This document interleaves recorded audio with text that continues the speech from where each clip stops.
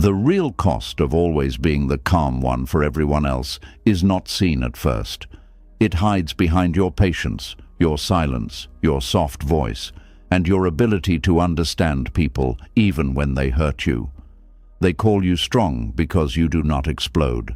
They call you mature because you do not complain. They call you peaceful because you keep holding the room together. But if being calm has truly brought you peace, why do you feel so heavy inside? Why do you feel tired after listening to everyone? Why do you feel alone, even when so many people need you? The truth is, emotional burden can wear the face of kindness, and sometimes the person who looks the most peaceful is the one carrying the storm no one ever asks about. Buddhist wisdom teaches that compassion is beautiful, but carrying everyone's suffering as if it belongs to you is not compassion. It is self-abandonment. Real peace is not forcing yourself to stay quiet so others can feel comfortable. Real peace is knowing when to breathe, when to step back, when to stop absorbing pain that was never yours to carry. Tonight, as these lessons unfold, something inside you will begin to wake up. Your heart will start to understand that you can love people without becoming their emotional shelter. You can be kind without disappearing. You can be calm without becoming empty. This is not just another message about patience. This is a journey back to your own peace. Are you ready? Let's begin. There comes a moment when the calm person finally notices something painful. While everyone around them feels lighter after speaking, they somehow feel heavier after listening. While others release their emotions, they absorb them. While everyone sees them as stable, supportive, and emotionally strong, inside they are slowly becoming tired in ways they cannot explain. And that quiet exhaustion does not happen overnight. It grows little by little, hidden beneath kindness, patience, and the habit of always being there for everyone else. Some people carry stress in obvious ways. They become angry, reactive, loud, or emotionally distant. But emotional burden does not always look dramatic. Sometimes it looks like the friend who always says, "It's okay." Sometimes it looks like the person who comforts everyone while secretly feeling empty. Sometimes it looks like you. The hidden exhaustion of always being emotionally available for others is one of the most invisible forms of suffering because the world praises it. People admire calm people. They trust them. They lean on them. They call them mature, grounded, and emotionally intelligent. But very few people stop to ask what it costs to constantly carry the emotional weight of other human beings. At first, it feels meaningful. Being needed can feel comforting. Being the person others trust can make you feel important. You answer late-night phone calls. You calm arguments. You listen to people cry. You try to understand everyone's pain. You become the safe place others run to when life hurts them. And because you care deeply, you tell yourself this is simply what love looks like. But slowly, without realizing it, your own emotional world begins to disappear beneath everyone else's needs. You stop checking how you feel because you are too busy managing how others feel. You stop asking yourself what hurts you because there is always another person having a crisis. Your sadness gets postponed. Your exhaustion gets ignored. Your emotional wounds remain untouched because you have trained yourself to believe your role is to carry, not to collapse. This is where emotional burden quietly becomes dangerous. Buddhist wisdom teaches that suffering often grows not only from pain itself, but from attachment and identity, and many calm people become attached to the identity of being emotionally strong. They begin to believe they must always remain composed, always patient, always understanding, always available, even when their spirit is exhausted. The problem is not compassion. Compassion is beautiful. The problem is losing yourself inside the role of emotional caretaker. Many people who are emotionally available for everyone else secretly live in a constant state of emotional alertness. Their nervous system rarely rests. Even when nothing bad is happening, their mind stays prepared for emotional emergencies. They constantly monitor the moods of people around them. They notice tone changes, facial expressions, silence, energy shifts. They become emotional weather detectors without realizing it. Over time, this creates deep exhaustion inside the body. You may think you are just tired, but sometimes your body is carrying years of emotional responsibility. Your mind has become so used to holding space for others that relaxing feels unnatural. Even when you are alone, your brain keeps scanning for problems to solve. This is why some calm people feel strangely restless at night. Their body may be still, but their nervous system remains awake. Part of them is still emotionally on duty, still listening, still worrying, still carrying. Many emotionally available people also struggle with guilt when they try to step back. The moment they stop responding quickly, stop fixing problems, or stop emotionally rescuing people, they feel selfish. This happens because they have unconsciously tied their worth to usefulness. They feel valuable when needed. And this creates a painful cycle. The more emotionally dependable you become, the more people expect it from you. Not because they are evil, but because human beings naturally lean toward comfort. If someone always listens, people keep talking. If someone always gives emotional support, people keep returning. If someone always sacrifices themselves quietly, people slowly begin to assume that sacrifice costs nothing. But it does cost something. It costs energy. It costs mental peace. It costs emotional balance. Sometimes it even costs physical health. There are people who have spent years being emotionally available for everyone else and now no longer know how to relax without guilt. Rest has become uncomfortable because they have built their identity around emotional labor. Their mind constantly asks, "Who needs me?" instead of asking, "What do I need?" And one of the saddest parts is that emotionally available people often hide their exhaustion very well. They smile while overwhelmed. They comfort others while breaking inside. They say, "I'm fine," because they do not want to become another burden for someone else to carry. They become so used to supporting people that receiving support feels unnatural to them. Sometimes when someone finally asks how they are doing, they do not even know what to say. Not because they have no emotions, but because they have ignored their own feelings for so long that they no longer know how to access them clearly. Buddhist teachings often speak about awareness, about paying attention to what is happening inside the mind and body before suffering grows too large. But many emotionally available people spend so much time observing others that they stop observing themselves. They can read everyone else's emotions, but cannot understand their own exhaustion. They can comfort everyone else's pain, but cannot sit honestly with their own loneliness. And loneliness is very common among calm people, not because nobody loves them, but because very few people truly see them. Everyone sees their strength, their patience, their wisdom, their calmness. But very few people ask what exists underneath all of that emotional control. Sometimes the calmest person in the room is the most emotionally overwhelmed person there. They have simply become skilled at hiding it. This hidden exhaustion also creates emotional numbness over time. When you constantly absorb other people's emotions, your inner world becomes crowded. Eventually, your heart begins protecting itself by shutting down certain feelings. You may stop feeling excitement deeply. Joy becomes muted. Even rest no longer feels fully restful because part of you remains emotionally tense. This is not weakness. It is emotional overload. The human spirit was not designed to endlessly absorb the suffering of others without care for itself. One of the reasons Buddhism emphasizes balance is because imbalance always creates suffering eventually.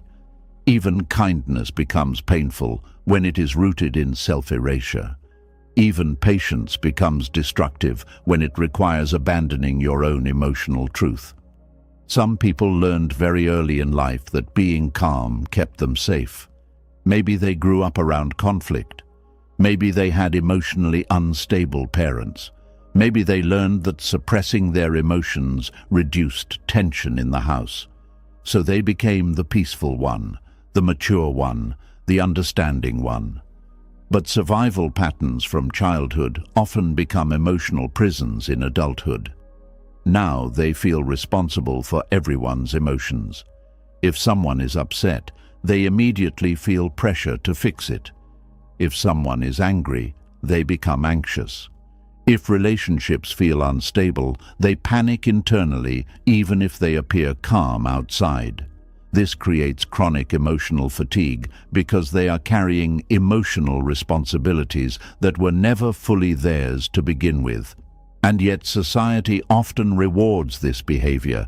People praise the person who never complains, the one who sacrifices quietly, the one who remains calm no matter how overwhelmed they feel. But emotional suppression is not peace. It is often delayed exhaustion. Real peace includes honesty. Real peace allows space for your own emotions too. Real peace does not require you to disappear so others can feel comfortable. Many emotionally available people also struggle with resentment they do not fully understand. Deep down, part of them begins feeling hurt that nobody seems to care for them the way they care for others. But because they are compassionate people, they often feel guilty for having this resentment, so they suppress it too. But suppressed emotions do not disappear. They settle deeper into the body.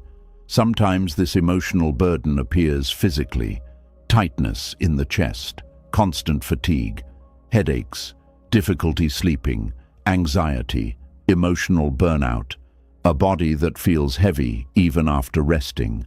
The body often speaks the emotions the mouth refuses to say. Buddhist wisdom teaches that suffering grows when truth is ignored. And many calm people ignore their truth for years because they fear disappointing others. They fear becoming difficult. They fear losing love if they stop being emotionally available all the time. They fear what will happen if they finally admit they are tired. But healing begins the moment you realize something important. You are not required to destroy your inner peace just to maintain peace around others. That realization changes everything, because emotionally available people often confuse love with emotional sacrifice. They believe caring means carrying. They believe compassion means absorbing. They believe being good means never becoming a problem for anyone else. But true compassion includes yourself too. The Buddha never taught self-destruction in the name of kindness. He taught awareness, balance, wisdom, and the ending of suffering. And sometimes suffering continues because you keep abandoning yourself to protect everyone else from discomfort. There is also a painful reality many calm people eventually face. Some people become emotionally dependent on their calmness without ever truly caring for them in return. Not everyone who leans on you knows how to support you. Not everyone who finds comfort in your presence notices your exhaustion. And this does not always come from cruelty. Sometimes people simply become comfortable receiving without realizing how much you are giving. That is why boundaries are not selfish. They are necessary for emotional survival. Without boundaries, emotionally available people slowly become emotional containers for everyone else's pain, and containers eventually overflow. One of the most healing things a calm person can learn is that they are allowed to step back before breaking down. They are allowed to rest before collapsing. They are allowed to say, "I cannot carry this right now." That does not make you cold, it makes you human. Many people wait until burnout forces them to stop. But Buddhist wisdom encourages awareness before suffering becomes unbearable. It teaches you to notice imbalance early, to notice when compassion becomes exhaustion, to notice when emotional giving becomes emotional disappearance. Because the truth is, no human being can endlessly pour into others while remaining empty inside. Eventually, the soul begins asking for attention. Eventually, the quiet exhaustion becomes impossible to ignore. And maybe that is why you found yourself here tonight. Maybe part of you is finally tired of carrying emotional burdens in silence. Maybe part of you is finally ready to admit that always being calm has cost you more than people realize. And maybe, for the first time in a long time, you are beginning to understand that your peace matters too. And the painful part is that most calm people do not realize they are exhausted until their spirit begins quietly collapsing under the weight of emotional responsibility. For years, they convince themselves they are simply being loving, patient, mature, or understanding. But slowly, the role they created to protect others begins trapping them inside an emotional life where they no longer feel free to fully be themselves. There is a kind of loneliness that comes from constantly being emotionally controlled. A loneliness that does not come from being abandoned by others, but from abandoning parts of yourself for so long that you no longer know where your real emotions went. And this is where being the calm one slowly becomes something far more dangerous than exhaustion. It becomes a silent prison. Some prisons do not have walls. Some prisons are built from expectations. Expectations to always stay composed, expectations to always understand, expectations to always forgive quickly, expectations to always carry emotional weight without ever collapsing under it. Over time, people stop seeing you as a human being with limits and begin seeing you as emotional stability itself. And the frightening part is that eventually, you begin seeing yourself that way too. The moment you become known as the calm one, something subtle starts happening inside your relationships. People begin unconsciously assigning you a role. In every conflict, you are expected to be the mature one. In every emotional crisis, you are expected to remain steady. When someone else becomes emotional, angry, reactive, or overwhelmed, everyone looks toward you to balance the situation again. At first, this may feel empowering. You may even take pride in being emotionally grounded. There is beauty in emotional control. There is wisdom in calmness. Buddhist teachings deeply value inner stillness. But true inner peace is completely different from emotional imprisonment. Real peace is freedom. A prison is performance. And many calm people are not truly free emotionally anymore. They are performing emotional stability because they no longer feel safe showing anything else. This prison often forms quietly. No one sits you down and says, "From now on, you are no longer allowed to struggle." Instead, the role develops through repetition. Every time you suppress your emotions to protect others, every time you hide your pain to avoid becoming a burden, every time people praise you for handling things so well, every time someone says, "You're always so strong," slowly, your suffering becomes invisible, even to yourself. You begin feeling pressure to maintain the image of calmness because everyone around you depends on it. If you suddenly express anger, exhaustion, sadness, or emotional confusion, people become surprised. Sometimes uncomfortable, sometimes disappointed, because they unconsciously relied on your emotional steadiness to regulate themselves. And this creates a terrifying emotional trap. You begin fearing your own emotions, not because emotions are wrong, but because you are afraid of what will happen if people finally see that you are struggling too. So you keep smiling gently, keep listening, keep understanding, keep calming situations, keep carrying emotional tension in silence, and little by little, your calmness stops feeling peaceful and starts feeling like a mask you cannot remove. Buddhist wisdom teaches that attachment creates suffering. And one of the deepest attachments many emotionally mature people develop is attachment to identity. They become attached to being the calm one, the wise one, the patient one, the emotionally stable one. But every identity becomes painful when you feel trapped inside it. Because human beings are not one emotion, no person can remain endlessly calm without emotional consequences. Even the most peaceful soul experiences anger, grief, frustration, loneliness, and emotional fatigue. The difference is that emotionally imprisoned people no longer feel safe expressing those emotions openly. They suppress them until suppression becomes automatic. Many people who are trapped in this emotional role were praised for maturity very early in life. As children, they may have been called easy, responsible, or so understanding for their age. But often, what looked like maturity was actually emotional suppression born from necessity. Maybe they grew up in unstable households where expressing emotions caused conflict. Maybe they learned that staying quiet kept peace in the family. Maybe they became caretakers too early. Maybe they realized nobody was coming to emotionally protect them, so they learned to emotionally protect everyone else instead. Over time, calmness became survival, and survival patterns are very difficult to let go of because they once kept you emotionally safe. But the same pattern that protects you in one season of life can imprison you in another. The child who learned to stay emotionally controlled to survive family chaos may become the adult who feels guilty any time they express emotional needs. The teenager who became everyone's emotional support system may become the adult who feels responsible for fixing everyone's pain. The person praised for patience may become someone who tolerates emotional mistreatment far longer than they should. This is how emotional prisons form.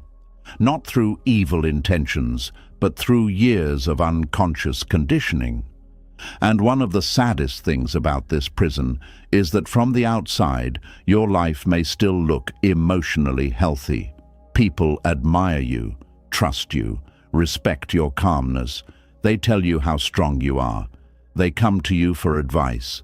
You become the emotional anchor in relationships. But internally, something painful begins happening. You stop feeling emotionally seen. People see your strength, but not your struggle. They see your patience, but not your exhaustion. They see your calmness, but not the emotional pressure it takes to maintain it. Constantly, this creates a very specific kind of emotional isolation. You can be deeply loved and still feel emotionally alone because nobody truly understands how much you are holding inside. Sometimes calm people secretly wish someone would notice without them having to explain. They wish someone would ask deeper questions. They wish someone would say, "You always take care of everyone else, but who takes care of you?" But many calm people have become so emotionally self-contained that others assume they do not need support. And after years of playing the strong one, even asking for support can feel uncomfortable. Some emotionally imprisoned people feel guilty crying in front of others. Others apologize whenever they express emotional pain. Some laugh while talking about serious suffering because vulnerability feels unsafe to them. Their nervous system has been trained to believe emotional composure equals emotional safety. This is why being the calm one becomes dangerous over time. Not because calmness itself is harmful, but because emotional suppression slowly disconnects you from your authentic self. You begin editing your emotions before expressing them. You begin filtering your truth so nobody feels uncomfortable. You begin carrying emotional burdens silently because you no longer know how to let others see your full humanity. And eventually, your inner world becomes crowded with unspoken emotions. The anger you swallowed to avoid conflict, the sadness you minimized because others had it worse, the exhaustion you ignored because people depended on you, the resentment you felt guilty for feeling, the loneliness you never admitted. All of it remains inside. Buddhist teachings often describe suffering as accumulation, small emotional attachments, fears, suppressions, and unprocessed pain slowly gathering over time until the mind becomes heavy. This emotional prison is exactly that. Years of emotional self-silencing accumulating quietly beneath a calm surface, and the body always keeps score. Some calm people constantly feel physically tired even after sleeping. Others struggle with anxiety, headaches, emotional numbness, digestive problems, chest tightness, or chronic stress. Their body is carrying emotional tension their mouth refuses to release. The nervous system was never designed to remain emotionally guarded forever. One painful reality about emotional prisons is that other people often benefit from your self-suppression. Not intentionally, but practically. When you always stay calm, others avoid accountability for their emotional behavior. When you absorb tension quietly, others do not have to face discomfort. When you forgive immediately, others never fully confront the consequences of hurting you. Your calmness can accidentally become permission for emotional imbalance in relationships. This is why some calm people attract emotionally immature individuals repeatedly. Emotionally careless people often feel safest around emotionally responsible people because they know someone else will stabilize the relationship. And over time, this becomes exhausting. You become the emotional regulator in every room, the emotional translator in every conflict, the emotional healer in every relationship. Meanwhile, your own emotional wounds remain untouched because you are too busy managing everyone else's emotions. The prison deepens when you begin believing this is simply who you are. You tell yourself, "I'm just naturally calm," but deep down, part of you may not even remember what emotional freedom feels like anymore. Freedom means being able to express hurt without shame. Freedom means being able to say no without guilt. Freedom means allowing yourself to disappoint people sometimes. Freedom means understanding that your value does not come from emotional self-sacrifice. Many calm people secretly fear becoming emotionally honest because honesty threatens the identity they built. If they finally admit they are overwhelmed, angry, lonely, or tired, they fear people may see them differently. But healing requires truth. Buddhist wisdom never teaches emotional performance. It teaches awareness. Awareness means seeing reality clearly, and reality becomes distorted the moment you begin suppressing your inner truth to maintain external harmony. Because external peace without internal honesty is not peace. It is emotional imprisonment disguised as maturity. There are people who have spent decades carrying emotional burdens silently because they thought that was what love required. They believed love meant endless patience, endless understanding, endless emotional endurance, but healthy compassion includes limits. Even Buddhist monks retreat into silence to restore themselves. Even spiritual teachers understand the importance of detachment, rest, and boundaries. Compassion was never meant to become emotional slavery, and one of the hardest things for calm people to accept is this: some people may become uncomfortable when you stop overcarrying emotional weight for them. When you begin setting boundaries, certain people may accuse you of changing. When you stop absorbing endless emotional chaos calmly, some may call you cold. When you finally express exhaustion honestly, some may act surprised because they became too comfortable with your emotional labor. But discomfort is not cruelty. You are allowed to protect your peace. You are allowed to stop performing emotional stability every second of your life. You are allowed to have emotions too. And perhaps one of the most healing realizations is understanding that calmness should come from inner freedom, not emotional fear.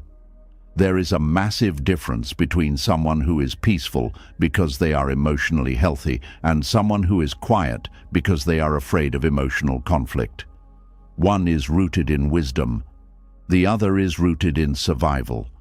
Many people confuse emotional suppression with spiritual maturity. But true Buddhist wisdom does not teach emotional denial. It teaches mindful awareness of emotions without becoming controlled by them. That means you are allowed to acknowledge anger without becoming consumed by it. You are allowed to acknowledge sadness without shame. You are allowed to acknowledge emotional exhaustion without guilt. The prison begins breaking the moment you stop treating your own emotions like inconveniences. And for many calm people, this realization feels both liberating and terrifying. Because once you finally stop performing emotional perfection, you begin meeting the parts of yourself you abandoned long ago. The tired part, the grieving part, the angry part, the lonely part, the human part. And strangely, this is where true peace finally begins, not in pretending you are endlessly calm, not in endlessly carrying others, not in endlessly suppressing yourself, but in finally allowing yourself to exist as a complete human being instead of an emotional role everyone else assigned to you. Because you were never born to become an emotional prison for other people's comfort. You were born to live in peace too. And maybe that is the moment many calm people finally begin to wake up. The moment they realize they have spent years confusing emotional self-sacrifice with love. Years believing that carrying everyone else's pain made them compassionate. Years believing that constantly rescuing, fixing, understanding, and emotionally absorbing others was proof of kindness. But slowly, a deeper question begins rising inside them. What if compassion was never meant to destroy you in the process?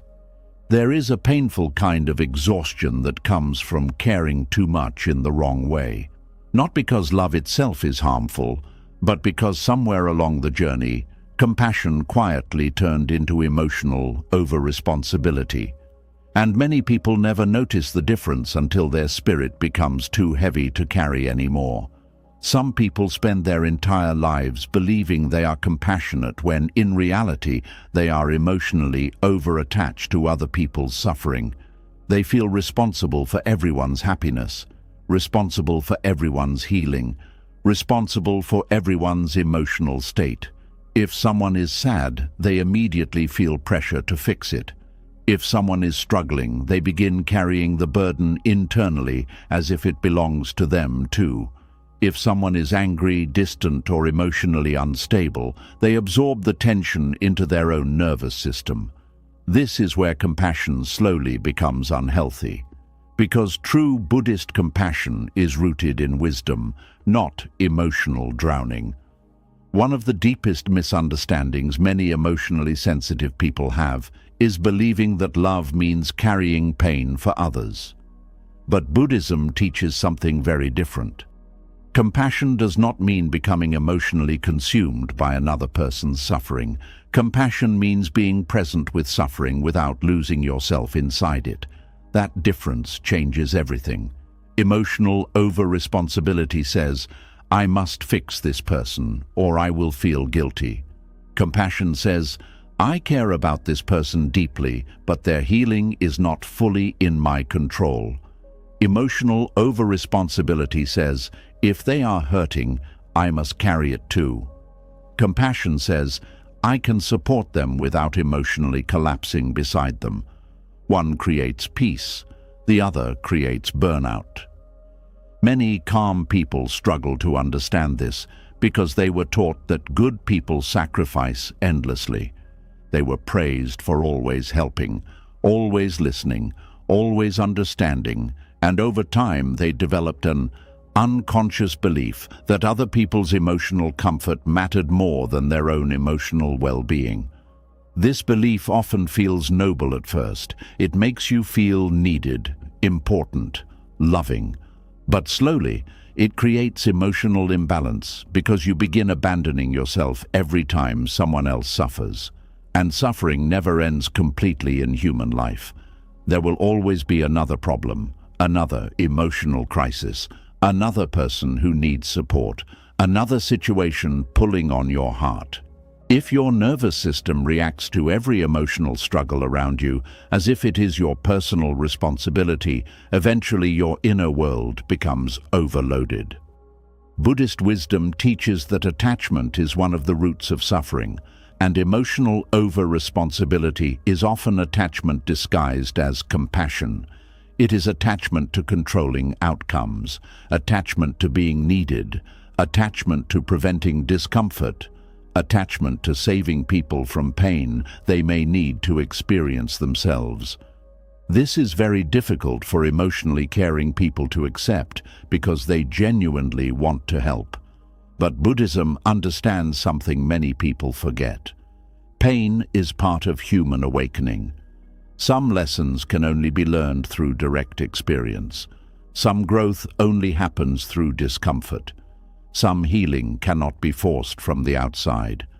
Yet emotionally over-responsible people often try to protect everyone from emotional pain, even when that pain is part of necessary growth. They interrupt people's lessons without realizing it. They rescue too quickly. They absorb too much. They carry emotional burdens that were never truly theirs. And in doing so, they slowly lose connection with their own emotional center. One reason emotional over-responsibility becomes so dangerous is because it creates chronic emotional hypervigilance. Your mind becomes constantly focused on monitoring other people's emotional states. You become deeply sensitive to moods, reactions, silence, tension, disappointment, sadness, or emotional withdrawal. You begin living emotionally outward instead of inward. Your inner peace becomes dependent on how everyone else is feeling. If others are okay, you feel calm. If others are upset, you feel internally unsafe. This is not compassion. This is emotional enmeshment. Buddhist compassion is grounded, stable, aware. It does not panic every time suffering appears. It does not lose itself in emotional chaos. Real compassion can sit beside pain without becoming consumed by it. The Buddha himself encountered suffering constantly. Sick people, grieving people, dying people, lost people. But he did not absorb every person's suffering into his nervous system. He responded with wisdom, presence, and clarity. This is where many emotionally burdened people become trapped. They confuse emotional absorption with love. But absorbing suffering does not heal suffering. Sometimes it simply creates two exhausted people instead of one. There is also another painful truth hidden inside emotional over-responsibility. Many people unconsciously use it to maintain emotional control in relationships. They believe if they can keep everyone emotionally stable, then relationships will remain safe. This often begins in childhood. A child growing up around emotional instability may learn to become the peacemaker. They monitor moods constantly. They try to calm tension before conflict begins. They become emotionally responsible far too early. Over time, they carry this survival strategy into adulthood. Now they feel anxious anytime someone around them is emotionally uncomfortable. They rush to fix misunderstandings. They over-explain themselves. They apologize excessively. They absorb blame to restore peace quickly. They become emotionally exhausted trying to prevent emotional disconnection. But relationships built on emotional self-sacrifice are not emotionally balanced relationships. One of the hardest lessons Buddhist wisdom teaches is that you cannot control the emotional journey of another person. You cannot force healing. You cannot force self-awareness. You cannot force emotional maturity. And trying to carry responsibility for another person's emotional state will slowly destroy your own peace. This does not mean becoming cold or indifferent. That is another misunderstanding. Some people hear the idea of detachment and think Buddhism teaches emotional distance. It does not. Buddhism teaches compassionate presence without emotional possession. You can love deeply without making another person's suffering your personal identity. You can care without drowning. You can support without carrying. You can listen without absorbing. This is especially important because emotionally over-responsible people often attract emotionally dependent individuals. Not always intentionally, but energetically. Emotionally unstable people often feel safe around people who constantly regulate emotional environments. And over time, the calm person becomes the emotional caretaker in every relationship. They become the therapist friend, the emotionally stable partner, the family mediator, the listener everyone depends on. And while this may look admirable from the outside, internally it becomes exhausting because their own emotional needs rarely receive equal care. Sometimes they secretly wish someone would emotionally hold them the way they hold everyone else. But because they appear so emotionally strong, people assume they do not need support. This creates quiet emotional grief, the grief of being deeply needed but rarely deeply cared for. The grief of always understanding others while nobody fully understands you.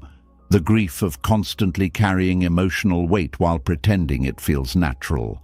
Over time, emotionally over-responsible people also begin losing emotional boundaries. They struggle separating their emotions from other people's emotions. Someone else's anxiety becomes their anxiety. Someone else's sadness becomes their sadness. Someone else's emotional instability controls the atmosphere inside their own body. This creates deep nervous system exhaustion because the mind never fully rests. You begin carrying emotional energy that does not belong to you. Buddhist teachings emphasize awareness, partly because awareness allows separation. You begin noticing, this emotion belongs to them, not to me. That awareness protects inner peace. Without it, emotionally sensitive people unconsciously absorb emotional suffering from every direction, and eventually they begin collapsing internally under emotional weight they were never meant to carry. Many emotionally over-responsible people also struggle with guilt whenever they prioritize themselves.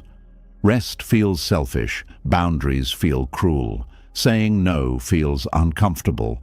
They feel responsible for maintaining emotional harmony even at their own expense. But true compassion includes yourself too. This is something many people resist because they fear becoming selfish. But Buddhism never teaches self-erasure. It teaches balance, the middle way, not emotional coldness, not emotional martyrdom, balance. A person drowning emotionally cannot sustainably help others. A soul that never rests eventually becomes bitter. A nervous system constantly overloaded with emotional responsibility eventually breaks down.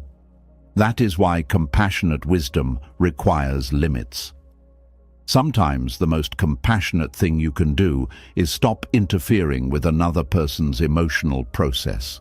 Not because you do not care, but because growth often requires direct experience.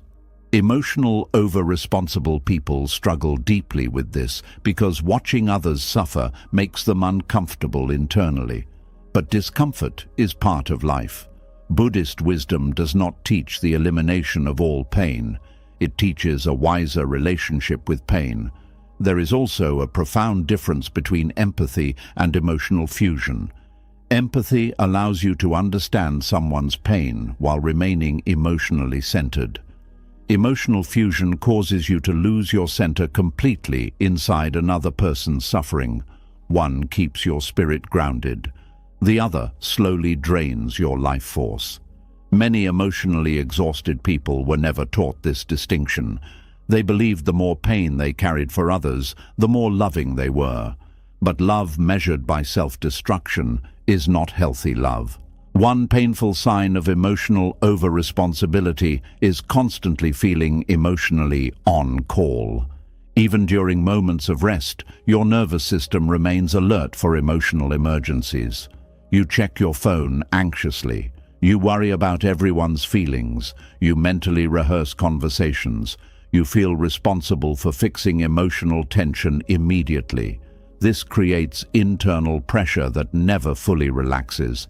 and the body eventually responds. Fatigue, anxiety, emotional numbness, sleep problems, burnout, mood swings, overthinking, emotional heaviness. The body speaks what the soul has been carrying silently. Buddhist monks often practice stillness and silence, not because they reject the world, but because they understand something modern life constantly ignores. The human mind needs spaciousness. It needs moments free from emotional entanglement, free from carrying everyone else's suffering constantly. Without spaciousness, compassion turns into emotional suffocation. This is why emotionally over-responsible people often feel strangely disconnected from themselves. They know everyone else's emotions deeply, but no longer understand their own needs clearly. Their emotional energy flows outward constantly, leaving very little awareness directed inward. And eventually, they reach a painful moment where they quietly ask themselves, "Who am I when I'm not taking care of everyone else emotionally?"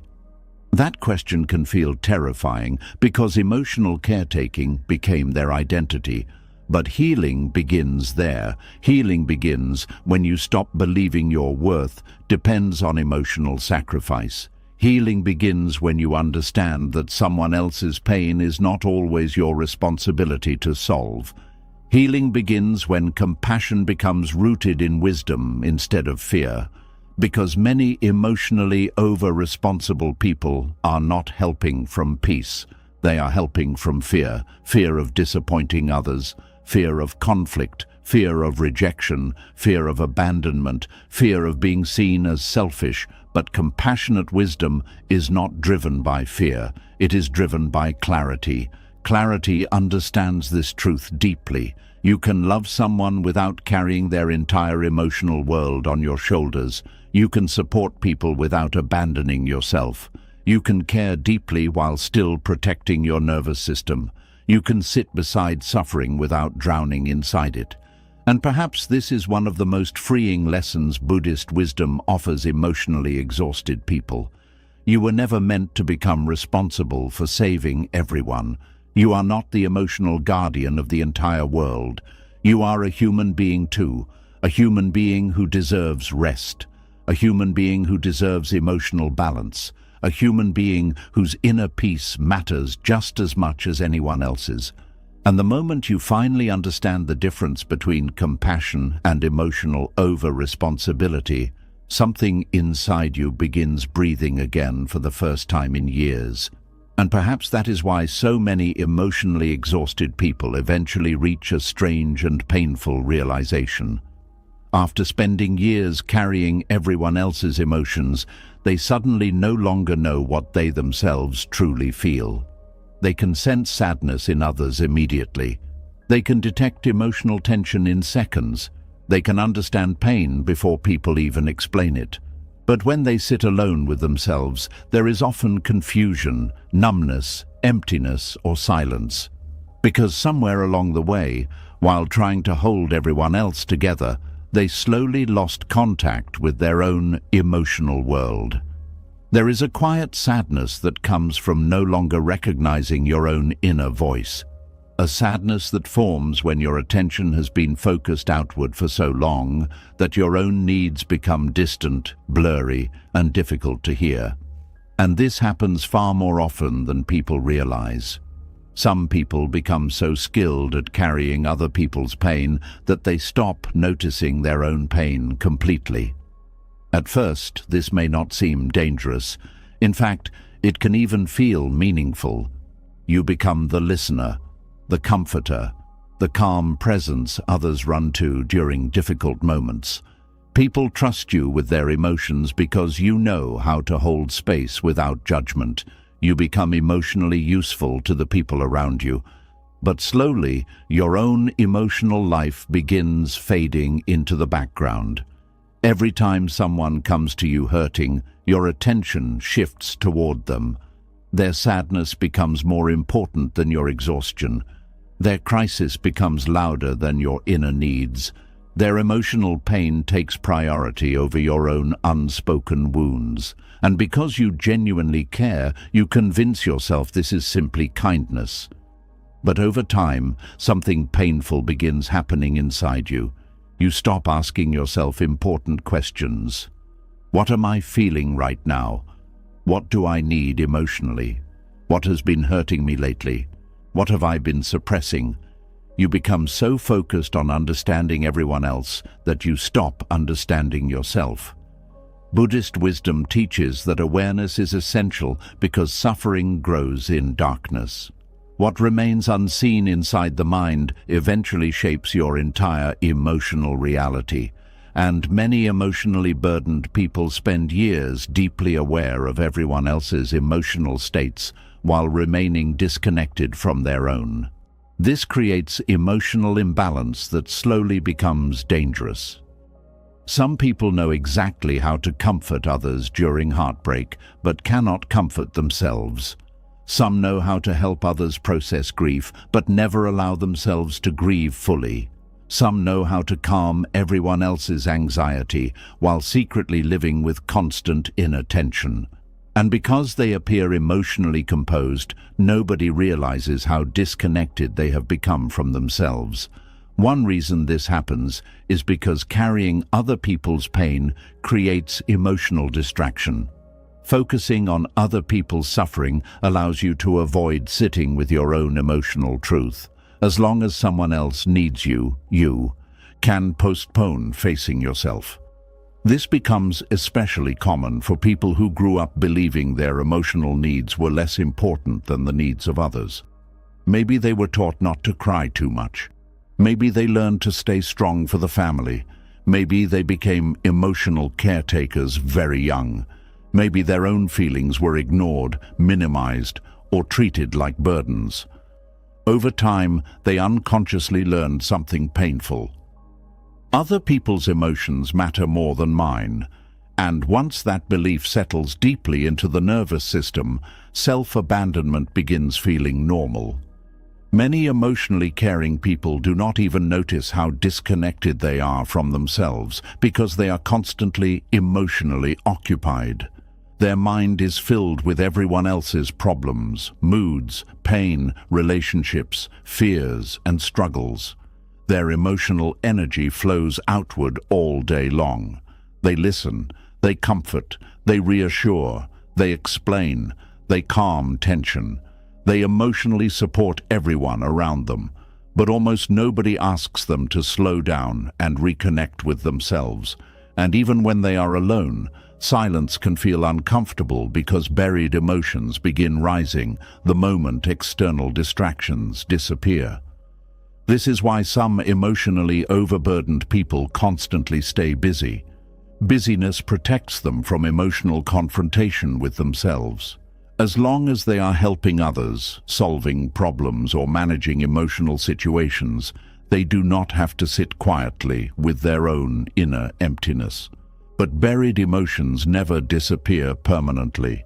They wait, and eventually they begin showing themselves through exhaustion, numbness, anxiety, irritability, emotional breakdowns, or quiet sadness that seems to appear for no clear reason. The body often notices emotional disconnection before the mind does. Buddhist teachings speak deeply about mindfulness because mindfulness reconnects you to direct experience. It pulls your awareness back into your own body, breath, emotions, and inner state. Without mindfulness, emotionally burdened people drift further and further away from themselves while trying to emotionally carry everyone else. And one of the saddest things about this disconnection is that some people become strangers to their own emotions. When asked what they need, they do not know. When asked what they feel, they struggle to answer clearly. When asked what would truly make them happy, there is confusion. Because their emotional identity became built around caring for others instead of knowing themselves. Some people have spent so much time reading other people's emotions that they forgot how to read their own heart. And this creates deep internal loneliness. Not just loneliness from lack of connection with others, but loneliness from lack of connection with yourself.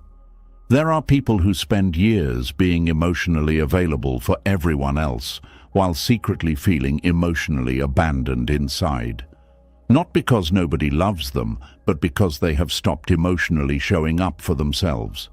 They silence their own pain too quickly. They invalidate their own exhaustion. They minimize their own sadness. They tell themselves, other people have it worse. But pain ignored is still pain. Buddhist wisdom never teaches people to deny suffering. It teaches people to become aware of suffering with honesty and compassion. Yet emotionally burdened people often offer compassion to everyone except themselves. This is where emotional self-loss quietly deepens. Many people who carry others emotionally also become disconnected from their own intuition. Their decisions become shaped by external emotional pressure instead of inner clarity. They focus so much on making others comfortable that they stop asking whether situations are emotionally healthy for them personally. They tolerate relationships that drain them. They stay in emotionally one-sided dynamics too long. They ignore inner discomfort repeatedly. And every time they betray their inner truth to maintain emotional harmony, they lose another small piece of connection with themselves. Over time, this creates emotional numbness, not because they are cold people, but because constant emotional overload forces the mind to shut down certain feelings for survival. Joy becomes muted, excitement fades, rest no longer feels fully restful, life begins feeling emotionally foggy. Some people describe this feeling as existing instead of living. They move through life supporting everyone else while secretly feeling disconnected from their own aliveness. This is one of the hidden costs of emotional absorption. When your inner world becomes overcrowded with other people's emotions, there is less space left to experience yourself clearly. And the tragedy is that many emotionally burdened people mistake this numbness for maturity. They say things like, "I'm just calm," or "nothing really affects me anymore." But deep down, they are emotionally exhausted. Their spirit became tired from carrying too much for too long. There is also another painful pattern that develops when you constantly carry other people's pain. You begin feeling guilty any time you prioritize yourself emotionally. Rest feels selfish. Solitude feels irresponsible. Boundaries feel uncomfortable because your identity became tied to emotional availability. So even when your soul desperately needs space, you continue giving, continue listening, continue carrying, continue absorbing. And slowly, your inner world grows quieter and quieter until eventually you cannot hear your own emotional needs anymore. This is why many emotionally burdened people suddenly break down unexpectedly after years of appearing strong. The collapse seems sudden from the outside, but internally it has been building quietly for years. Suppressed exhaustion eventually demands attention.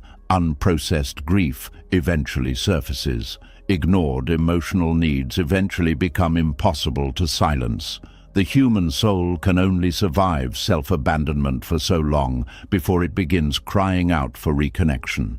Buddhist teachings often describe suffering as disconnection from reality. And one painful reality emotionally burdened people avoid is this: they are suffering too, not just others, them too. But many caring people struggle deeply to admit this because they have become emotionally conditioned to focus outward. They feel selfish, acknowledging their own emotional wounds when others are hurting around them. Yet healing cannot begin until you include yourself in your own compassion. You matter too.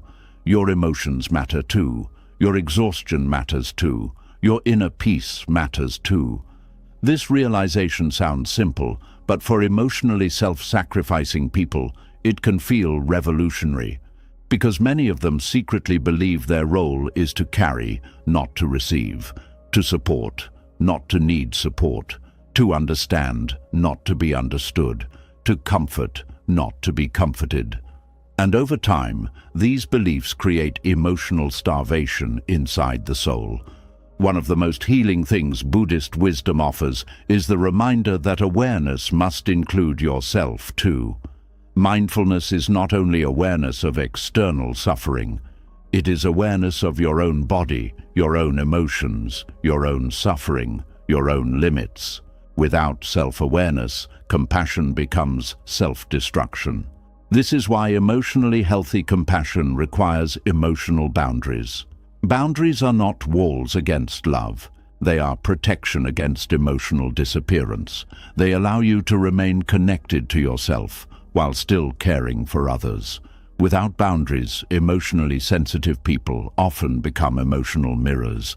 They absorb the feelings of everyone around them until they can no longer separate their own emotions from external emotional energy. And this creates chronic confusion inside the nervous system. You begin feeling heavy without knowing why, drained without understanding why, emotionally overwhelmed even when your own life seems stable, because your body is carrying emotional weight that does not belong entirely to you. Many people do not realize how deeply this affects the nervous system. Constant emotional absorption keeps the body in a state of subtle tension. You become emotionally alert all the time, hyper-aware of conflict, hyper-aware of moods, hyper-aware of emotional shifts. This chronic emotional vigilance slowly disconnects you from rest, stillness, and inner clarity, and eventually you forget what emotional lightness even feels like. But healing begins the moment you pause long enough to listen inward again, not outward, inward. Healing begins when you stop treating your own emotions like interruptions. Healing begins when you stop measuring your worth by how much pain you can carry for others. Healing begins when you finally ask yourself, what have I been needing all this time? For some people, the answer is rest. For others, safety. For others, emotional honesty. For others, permission to stop being strong every second. And perhaps one of the most powerful moments in emotional healing is realizing that you do not have to disappear inside other people's pain to prove you care. You are allowed to remain connected to yourself. You are allowed to protect your emotional center. You are allowed to notice your own suffering too. Because the truth is, if you spend your whole life carrying everyone else emotionally while abandoning yourself internally, eventually you will wake up feeling deeply disconnected from your own soul. And no amount of helping others can heal the pain of losing yourself. And perhaps that is the deepest tragedy of all. Many people spend years becoming experts at carrying emotional pain for others while remaining completely disconnected from their own inner world. They become emotionally useful to everyone around them, yet emotionally unfamiliar to themselves. And somewhere inside that exhaustion, another painful realization slowly begins to appear. Just because you know how to keep peace around you does not mean you feel peace within you. Some people spend their entire lives trying to prevent conflict, calm emotions, fix misunderstandings, and maintain harmony in every relationship around them. They become the peacemakers in their families, friendships, marriages, and workplaces. Everyone sees them as calm, stable, mature, and emotionally wise. But beneath that calm surface, many of them are carrying constant anxiety, tension, emotional suppression, and silent exhaustion. Because peacekeeping and inner peace are not the same thing.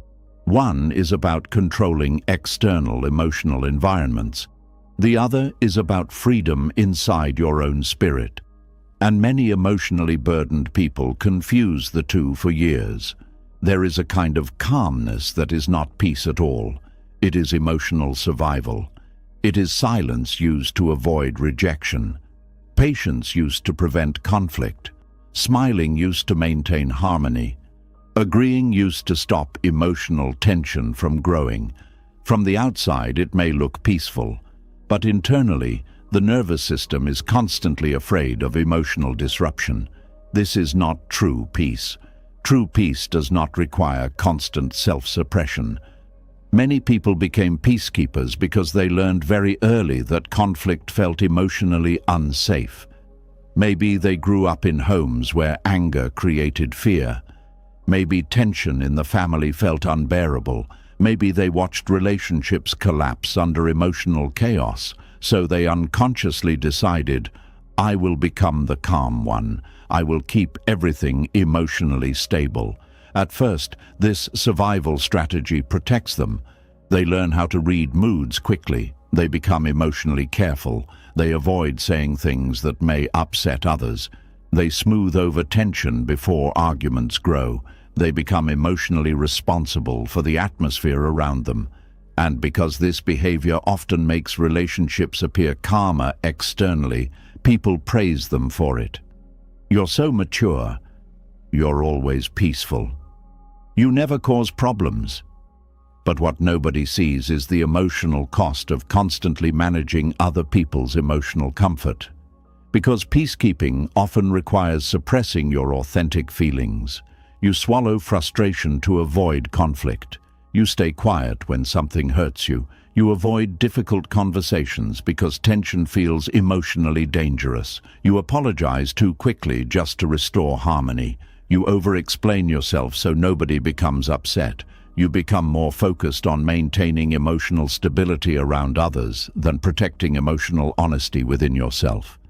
And over time, this creates deep internal conflict. Your outer world may look calm, while your inner world becomes increasingly tense. Buddhist wisdom teaches that suffering grows whenever reality is resisted or hidden. And peacekeepers often hide their true emotional experience to maintain external harmony.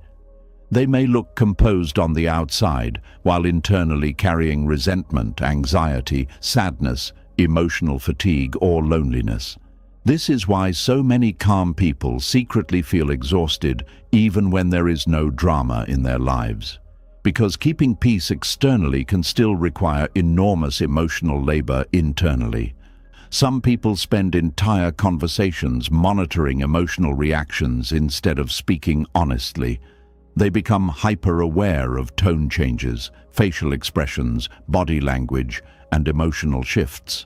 Their nervous system constantly scans for signs of tension because conflict feels unsafe deep inside them.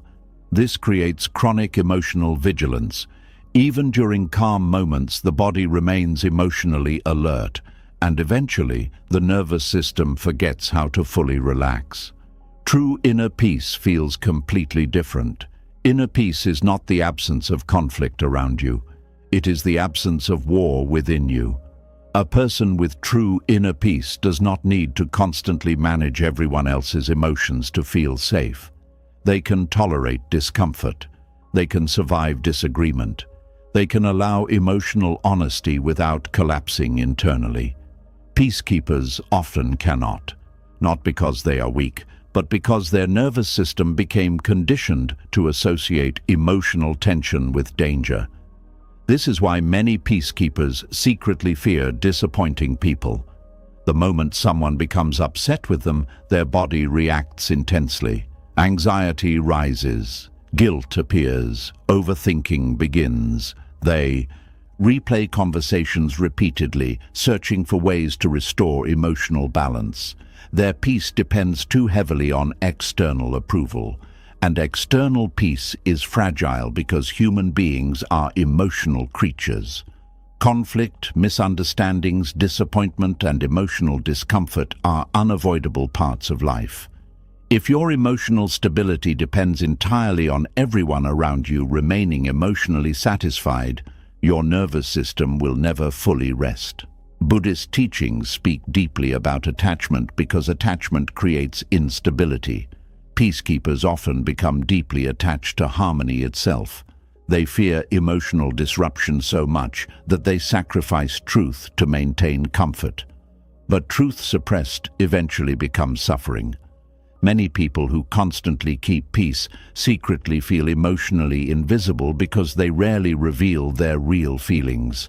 Others only know the emotionally controlled version of them, the agreeable version, the understanding version, the emotionally stable version. Meanwhile, their deeper emotions remain hidden beneath layers of self-control. Over time, this creates emotional loneliness because real connection requires honesty. If people only know your calm mask, they do not truly know you completely. Some peacekeepers become so skilled at managing emotional environments that they no longer even recognize how much fear is driving their behavior. Fear of rejection, fear of abandonment, fear of emotional tension, fear of being misunderstood, fear of becoming the problem. And because these fears remain hidden beneath politeness and calmness, they often go unnoticed for years. Buddhist wisdom encourages awareness because unconscious fear quietly controls behavior until it is fully seen. The moment you begin honestly asking yourself, "Why am I always trying to keep peace?" deeper truths begin surfacing. Sometimes the answer is love, but sometimes the answer is fear.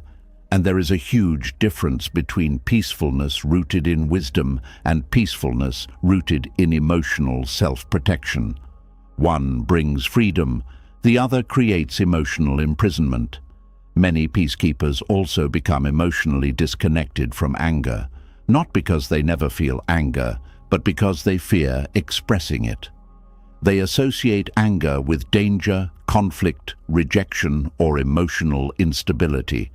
So instead of acknowledging anger honestly, they suppress it. But suppressed anger does not disappear. It transforms, sometimes into resentment, sometimes into anxiety, sometimes into emotional numbness, sometimes into physical exhaustion. The body stores what the mouth refuses to say. This is why some peacekeepers suddenly experience emotional breakdowns after years of appearing calm. People around them become shocked because they never saw the hidden emotional pressure building beneath the surface. But emotional suppression always has consequences eventually. True inner peace does not mean never feeling anger, sadness, frustration, or emotional discomfort. It means having a healthy relationship with those emotions instead of fearing them. The Buddha himself never taught emotional avoidance. He taught mindful awareness. Awareness allows you to observe emotions honestly without becoming controlled by them. But peacekeepers often skip awareness completely and move straight into suppression. Instead of asking, "What am I truly feeling right now?" they ask, "How do I keep everyone comfortable?" And this creates self-abandonment disguised as maturity. One painful sign of emotional peacekeeping is constantly feeling responsible for other people's reactions. If someone is disappointed, you immediately feel guilty. If someone becomes upset, you blame yourself automatically. If tension appears in relationships, your mind instantly starts searching for ways to repair everything, even when you are not truly responsible for the problem. This emotional pattern becomes exhausting because human emotions cannot be controlled perfectly. People will misunderstand you sometimes. People will become disappointed sometimes. People will project their pain onto you sometimes. People will experience emotions you cannot fix. Inner peace begins when you stop believing every emotional disturbance around you is your responsibility to solve. That realization can feel terrifying for chronic peacekeepers because emotional stability became part of their identity. They became the person who smooths things over, the emotionally safe person, the understanding one. But constantly protecting everyone else from discomfort slowly destroys your own emotional freedom. Buddhist wisdom teaches non-attachment, partly because attachment to emotional control creates suffering. Peacekeepers often become attached to emotional predictability. They feel safest when everyone around them feels okay. But life is unpredictable. Relationships are unpredictable. Human emotions are unpredictable. Trying to maintain constant emotional harmony in every situation becomes impossible. And when peacekeepers fail to maintain harmony, they often feel like they failed as people. This is why so many emotionally calm individuals secretly struggle with anxiety. Their nervous system constantly works overtime trying to maintain emotional balance in relationships, conversations, environments, and family systems. Even during rest, part of the mind remains emotionally alert, watching, monitoring, preparing, trying to prevent emotional disruption before it happens. But true inner peace does not require constant emotional management. Inner peace allows uncertainty. Inner peace allows honesty. Inner peace allows emotional discomfort without panic. One of the deepest shifts that happens during healing is realizing that conflict itself is not always dangerous. Sometimes conflict is honesty finally entering a relationship. Sometimes discomfort is necessary for growth. Sometimes tension appears because truth is finally being spoken instead of endlessly suppressed. Peacekeepers often avoid necessary emotional conversations because they fear temporary discomfort more than long-term emotional disconnection. So they remain silent. They tolerate behavior that hurts them. They suppress emotional needs. They avoid confrontation, and slowly, resentment grows beneath the calm exterior. This resentment can become especially painful because peacekeepers often feel guilty for feeling it. They think, I'm supposed to be patient, understanding, calm. So instead of acknowledging resentment honestly, they bury it deeper. But buried emotions always shape the nervous system eventually. This is why some calm people secretly feel emotionally tired around others, even when nothing dramatic is happening. Their body has spent years suppressing truth to maintain harmony. That level of emotional self-control requires enormous energy, and eventually the soul becomes exhausted from constantly performing emotional stability. True peace feels lighter. True peace does not require pretending. True peace does not require abandoning your emotional truth. True peace allows authenticity without shame. There is also a profound difference between emotional stillness and emotional shutdown. Peacekeepers often appear calm externally because they learn to disconnect from emotional expression, but numbness is not peace. Silence is not always serenity. Sometimes silence is simply fear wearing soft clothing.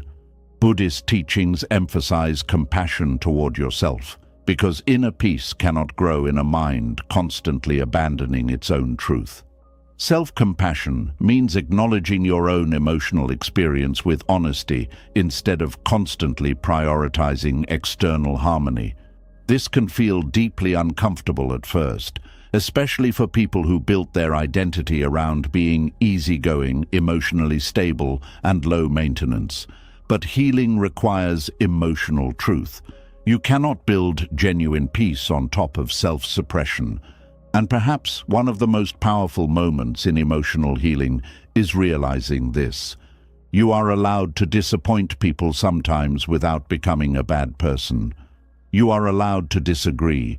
You are allowed to express hurt. You are allowed to say no. You are allowed to stop carrying responsibility for everyone else's emotional comfort. Because peacekeeping may protect temporary harmony, but inner peace protects your soul, and the two are not the same thing at all. And maybe that is the moment many calm people finally begin understanding something painful. Keeping peace around everyone else often came at the cost of abandoning themselves. They stayed quiet to avoid tension. They stayed patient to avoid disappointing others. They stayed emotionally available even when they were exhausted. And for a long time, they convinced themselves this was kindness, maturity, or love. But eventually, something heavy begins growing quietly beneath all that emotional self-control. Not anger that explodes loudly, not bitterness that openly attacks others, but a quiet resentment that slowly forms in the deepest corners of the heart when your needs are always postponed. There is a sadness that develops when you become the person who always understands everyone else while nobody truly understands you. a sadness that does not arrive suddenly but slowly settles into the soul after years of emotional self-neglect. And the frightening part is that many kind people do not even realize resentment is growing inside them because it hides beneath politeness, patience, and emotional responsibility. Some people believe resentment only belongs to angry or selfish people. But in reality, resentment often grows strongest inside those who constantly sacrifice themselves emotionally while pretending it costs them nothing. Every time you ignore your own exhaustion to emotionally support someone else, a small emotional wound forms. Every time you silence your own needs to keep others comfortable, another small wound forms. Every time you say, "It's okay," when something actually hurts you, your inner world absorbs another layer of pain. And at first, you barely notice it. Because emotionally giving people are used to postponing themselves. They tell themselves, "This is not the right time to talk about my feelings. They're struggling more than I am. I'll deal with my emotions later." But later keeps getting postponed. Days become months, months become years, and eventually the soul begins asking a painful question. When will it finally be my turn to matter too? This is where resentment quietly begins growing. Not because you stopped loving people, but because deep inside, part of you feels emotionally abandoned. Many emotionally burdened people carry resentment they feel ashamed to admit. They feel guilty for feeling emotionally drained by people they genuinely care about. They think, "I should be more compassionate, more patient, more understanding." So instead of acknowledging resentment honestly, they suppress it. But suppressed resentment does not disappear. It changes form. Sometimes it becomes emotional numbness, sometimes quiet irritation, sometimes exhaustion, sometimes emotional distance, sometimes secret fantasies of disappearing from everyone for a while just to finally breathe. There are people who spend years being emotionally available for others while secretly feeling invisible inside. They answer everyone's calls, listen to everyone's pain, show up for everyone emotionally, but when they themselves need comfort, support, or understanding, they often receive far less than they give. This imbalance slowly breaks something inside the spirit. Buddhist wisdom teaches that attachment and imbalance create suffering, and constantly postponing your own emotional needs creates deep internal imbalance. Human beings cannot endlessly give emotional energy while receiving little care in return without emotional consequences. The soul eventually notices the neglect. One of the reasons this resentment stays quiet for so long is because emotionally caring people often fear becoming selfish. They have spent years building an identity around being patient, helpful, calm, and emotionally dependable. Admitting that they feel resentful threatens the image they built of themselves. So they continue smiling, continue helping, continue carrying emotional weight silently, even while exhaustion quietly grows inside them. And what makes this especially painful is that many people around them may never realize anything is wrong. From the outside, the emotionally responsible person still looks kind, composed, and reliable. Nobody sees the emotional fatigue hiding beneath the calmness. Nobody sees how tired they are of always being the one who understands. Nobody sees how deeply they wish someone would finally notice their needs without them having to beg for attention. Nobody sees the silent grief of always putting yourself second. There is also a dangerous emotional pattern that develops when your needs are constantly postponed. You slowly begin disconnecting from your own desires entirely. Because your emotional energy is always focused outward, you stop asking yourself important questions. What do I need emotionally right now? What am I missing in my life? What has been hurting me? What do I secretly wish people understood about me? Over time, your emotional identity becomes built around caring for others instead of caring for yourself. This creates emotional starvation, and emotional starvation eventually creates resentment. Not because you are ungrateful, not because you are cruel, but because the human heart cannot survive endless emotional neglect without pain. Many emotionally self-sacrificing people secretly hope others will eventually notice how much they give and naturally return that same level of care. But this often does not happen automatically, not because people are evil, but because humans adapt quickly to what is consistently available. If you always suppress your needs quietly, people may assume you do not have many needs. If you always appear emotionally stable, people may assume you rarely struggle. If you always give without asking for support, people may assume you are fine carrying everything alone. This creates one of the deepest emotional wounds calm people experience. The pain of being deeply needed, but rarely deeply cared for. And over time, this imbalance creates quiet emotional anger, not explosive anger, but the kind that sits silently in the chest, the kind that makes you feel emotionally tired around people you once loved helping, the kind that makes simple conversations feel draining, the kind that makes you secretly crave isolation because being around people feels emotionally demanding. This is often the soul's way of saying, I cannot keep abandoning myself like this. Buddhist teachings emphasize awareness because many forms of suffering begin unconsciously. Resentment rarely appears overnight.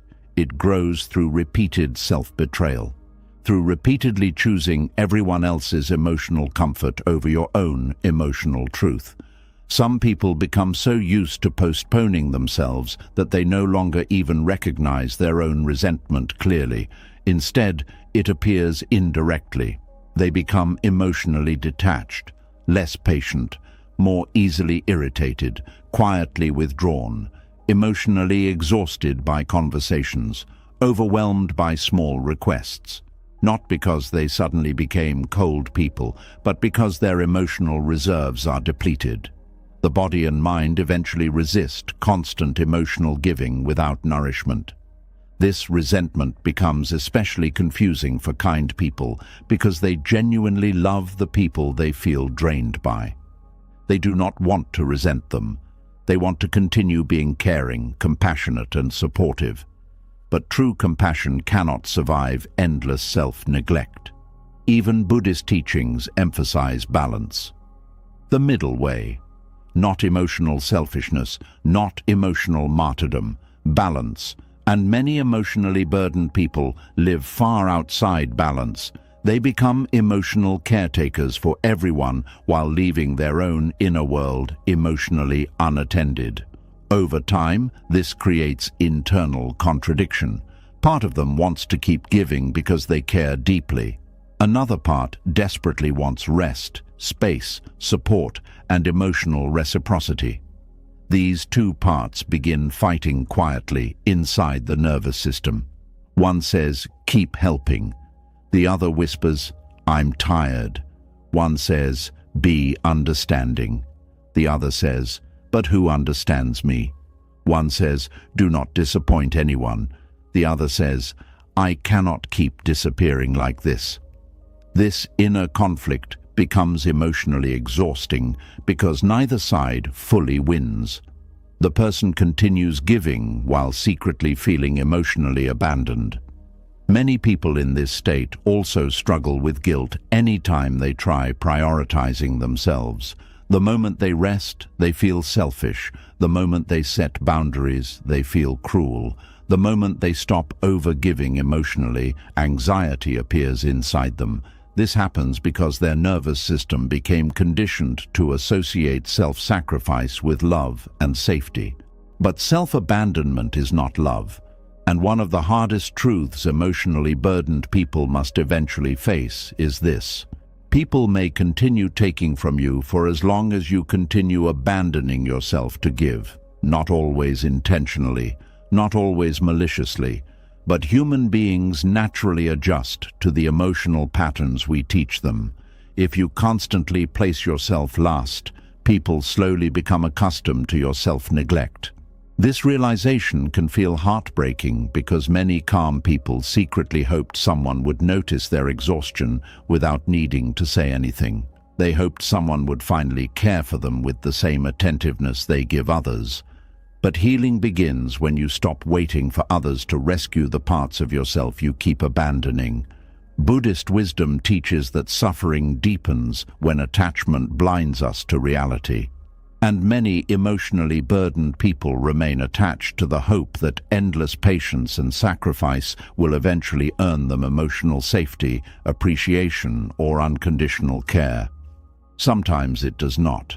Sometimes people simply become comfortable receiving what you continually provide. This is why boundaries become necessary, not because love disappeared, but because resentment grows wherever self-neglect becomes chronic. One painful sign of quiet resentment is emotional withdrawal. You begin emotionally pulling away from people, even people you care about deeply, not because you hate them, but because your spirit feels overused. You no longer have emotional energy left to give naturally. Conversations feel heavy, requests feel overwhelming. Even small emotional demands begin irritating you internally. And then guilt appears because you no longer recognize yourself. You wonder, why am I becoming emotionally distant? But often the answer is not lack of love. It is emotional depletion. The soul cannot endlessly pour from an empty emotional cup. Another painful effect of constantly postponing your needs is that you slowly begin believing your needs matter, less than everyone else's. This belief becomes deeply embedded in the nervous system over time. You stop asking for help, stop expressing disappointment, stop communicating emotional needs clearly, stop expecting emotional reciprocity, and eventually you become emotionally invisible inside your own relationships, not because others intentionally erased you, but because you quietly erased yourself first. This is one of the deepest emotional wounds peacekeepers carry. They become experts at supporting others while feeling deeply unsupported themselves. And because they rarely complain openly, nobody fully understands how much pain has accumulated quietly inside them. Buddhist teachings remind us that attachment to roles creates suffering, and many emotionally burdened people became attached to the role of the strong one, the calm one, the understanding one. But every role becomes painful when it forces you to betray your authentic emotional reality. Because beneath the calmness, beneath the patience, beneath the emotional control, there is still a human being with needs, limits, fears, exhaustion, and longing. And those parts deserve attention too. True healing begins when you stop viewing your needs as inconveniences, when you stop apologizing for needing rest, when you stop feeling guilty for wanting emotional support, when you stop believing your worth depends on how much pain you can carry quietly. Because resentment is often the soul's cry for balance. It is the emotional signal that something inside you has been neglected for too long. And instead of shaming yourself for feeling it, Buddhist wisdom invites you to become aware of it compassionately, not to become bitter, not to become selfish, but to finally stop abandoning yourself while trying to save everyone else emotionally. Because the truth is, the heart grows tired when it is constantly asked to give love while never receiving enough care in return. And eventually, even the calmest soul begins quietly aching for the same understanding it has spent years giving to everyone else. And maybe that is why the resentment hurts so deeply. Not because you stopped loving people, but because somewhere along the way, you quietly disappeared inside the role of always being emotionally dependable. You became the one everyone leaned on, the one who stayed calm during chaos, the one who carried emotional weight without complaining. But after years of giving strength to everyone else, another painful truth slowly begins to reveal itself. The moment people become used to your emotional strength, they often stop seeing it as something you offer and start seeing it as something you owe. That is when emotional strength slowly stops feeling like a gift and starts feeling like a role you are expected to perform. There is a special kind of exhaustion that comes from feeling like you are never allowed to fall apart. A pressure that quietly grows inside people who are always seen as the stable one, the wise one, the patient one, or the emotionally mature one. Everyone admires their calmness, but very few people ask how much pain is hidden beneath that emotional control. At first, emotional strength feels empowering. People trust you, depend on you, respect your ability to stay composed during difficult moments. You become the safe place others run to when life hurts them. And because helping others gives you purpose, you step into the role naturally. But over time, something dangerous begins happening. Your emotional strength becomes expected instead of appreciated. People stop asking if you are okay because they assume you always will be. People stop noticing your exhaustion because they are too used to your stability.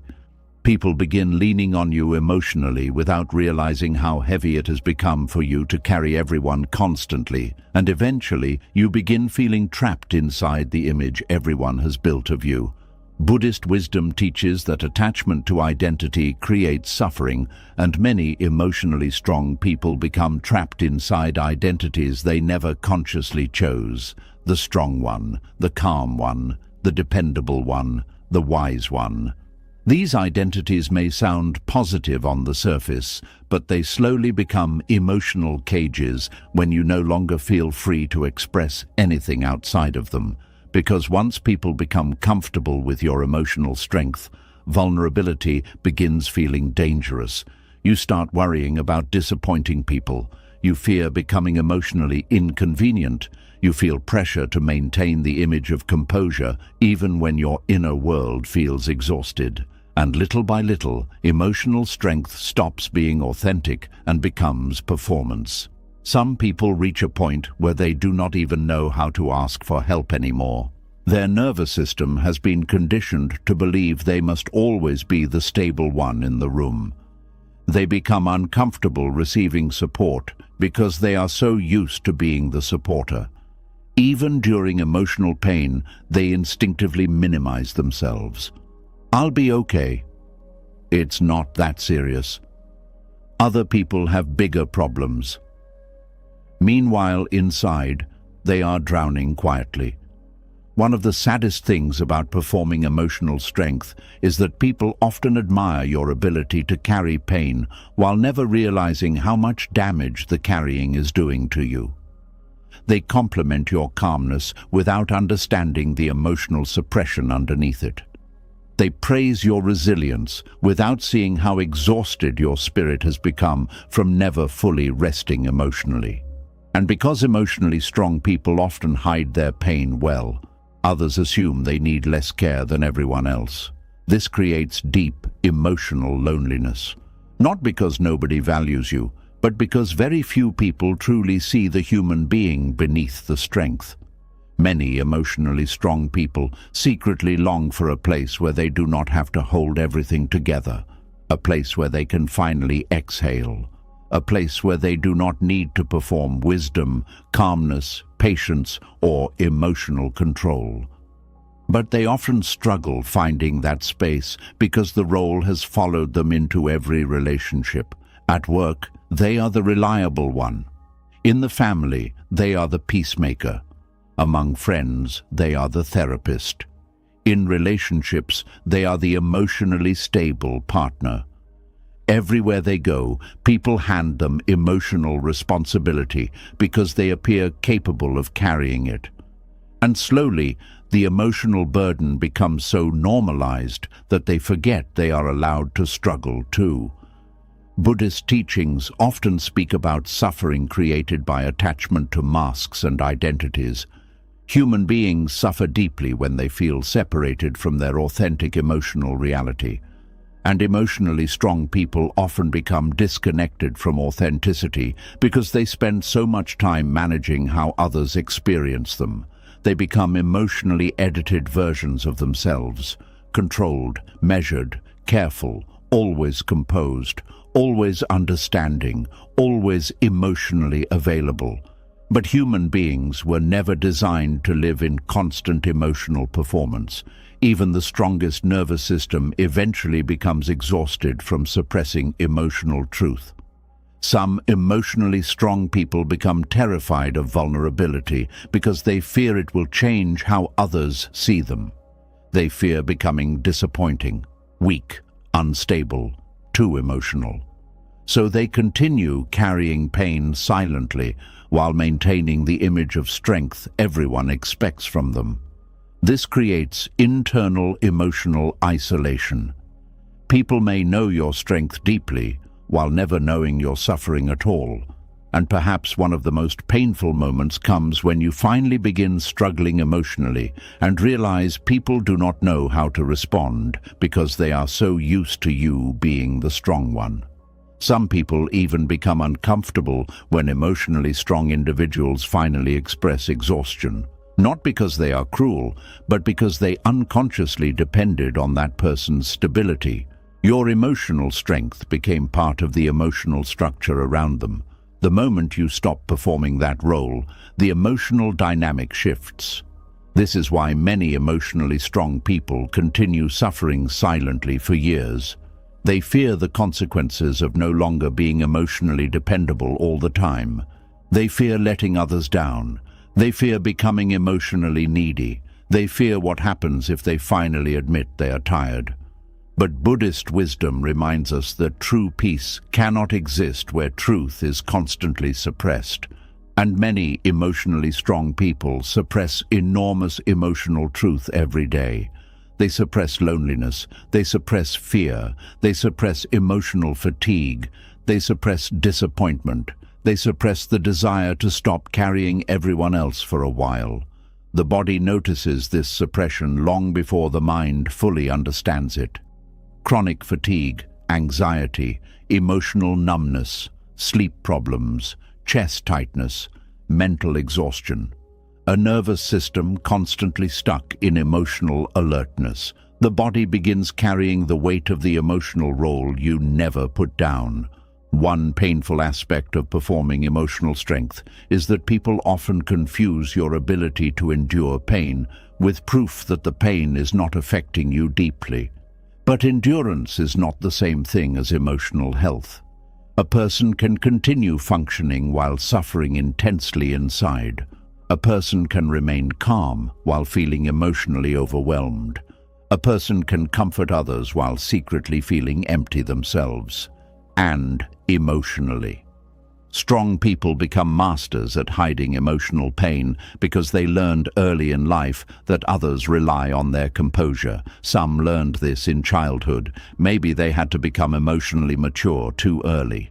Maybe they became caretakers in unstable homes. Maybe they learned that showing vulnerability created more chaos. Maybe nobody emotionally supported them, so they learned to support themselves and everyone else too. Over time, strength stopped being a choice and became survival. And survival patterns eventually become emotional prisons when they are never questioned. Many emotionally strong people do not realize they are performing strength because the performance feels natural now. They have repeated it for so long that it became part of their identity. But deep down, there is often grief. Grief for the softness they lost. Grief for the emotional safety they never received. Grief for the part of themselves that wanted comfort but learned to survive without it.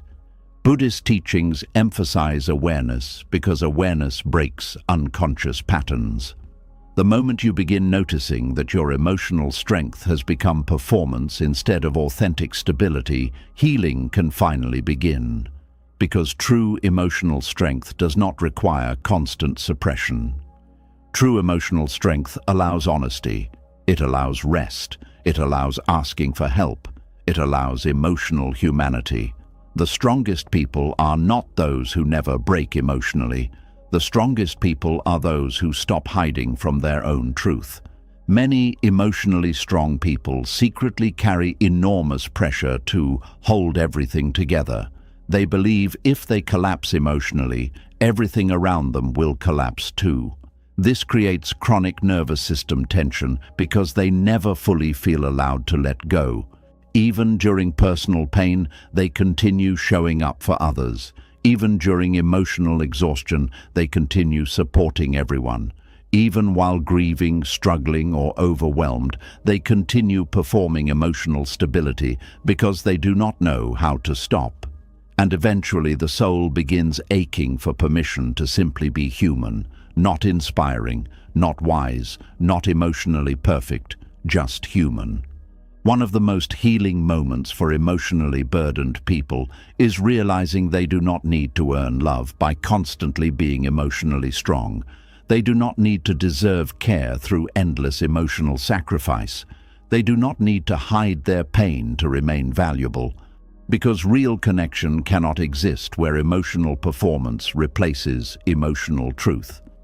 Many people who perform emotional strength also struggle deeply with receiving. Compliments feel uncomfortable, support feels unfamiliar, vulnerability feels unsafe. They instinctively move back into the caretaker role because that role feels emotionally predictable. But healing requires learning how to receive too.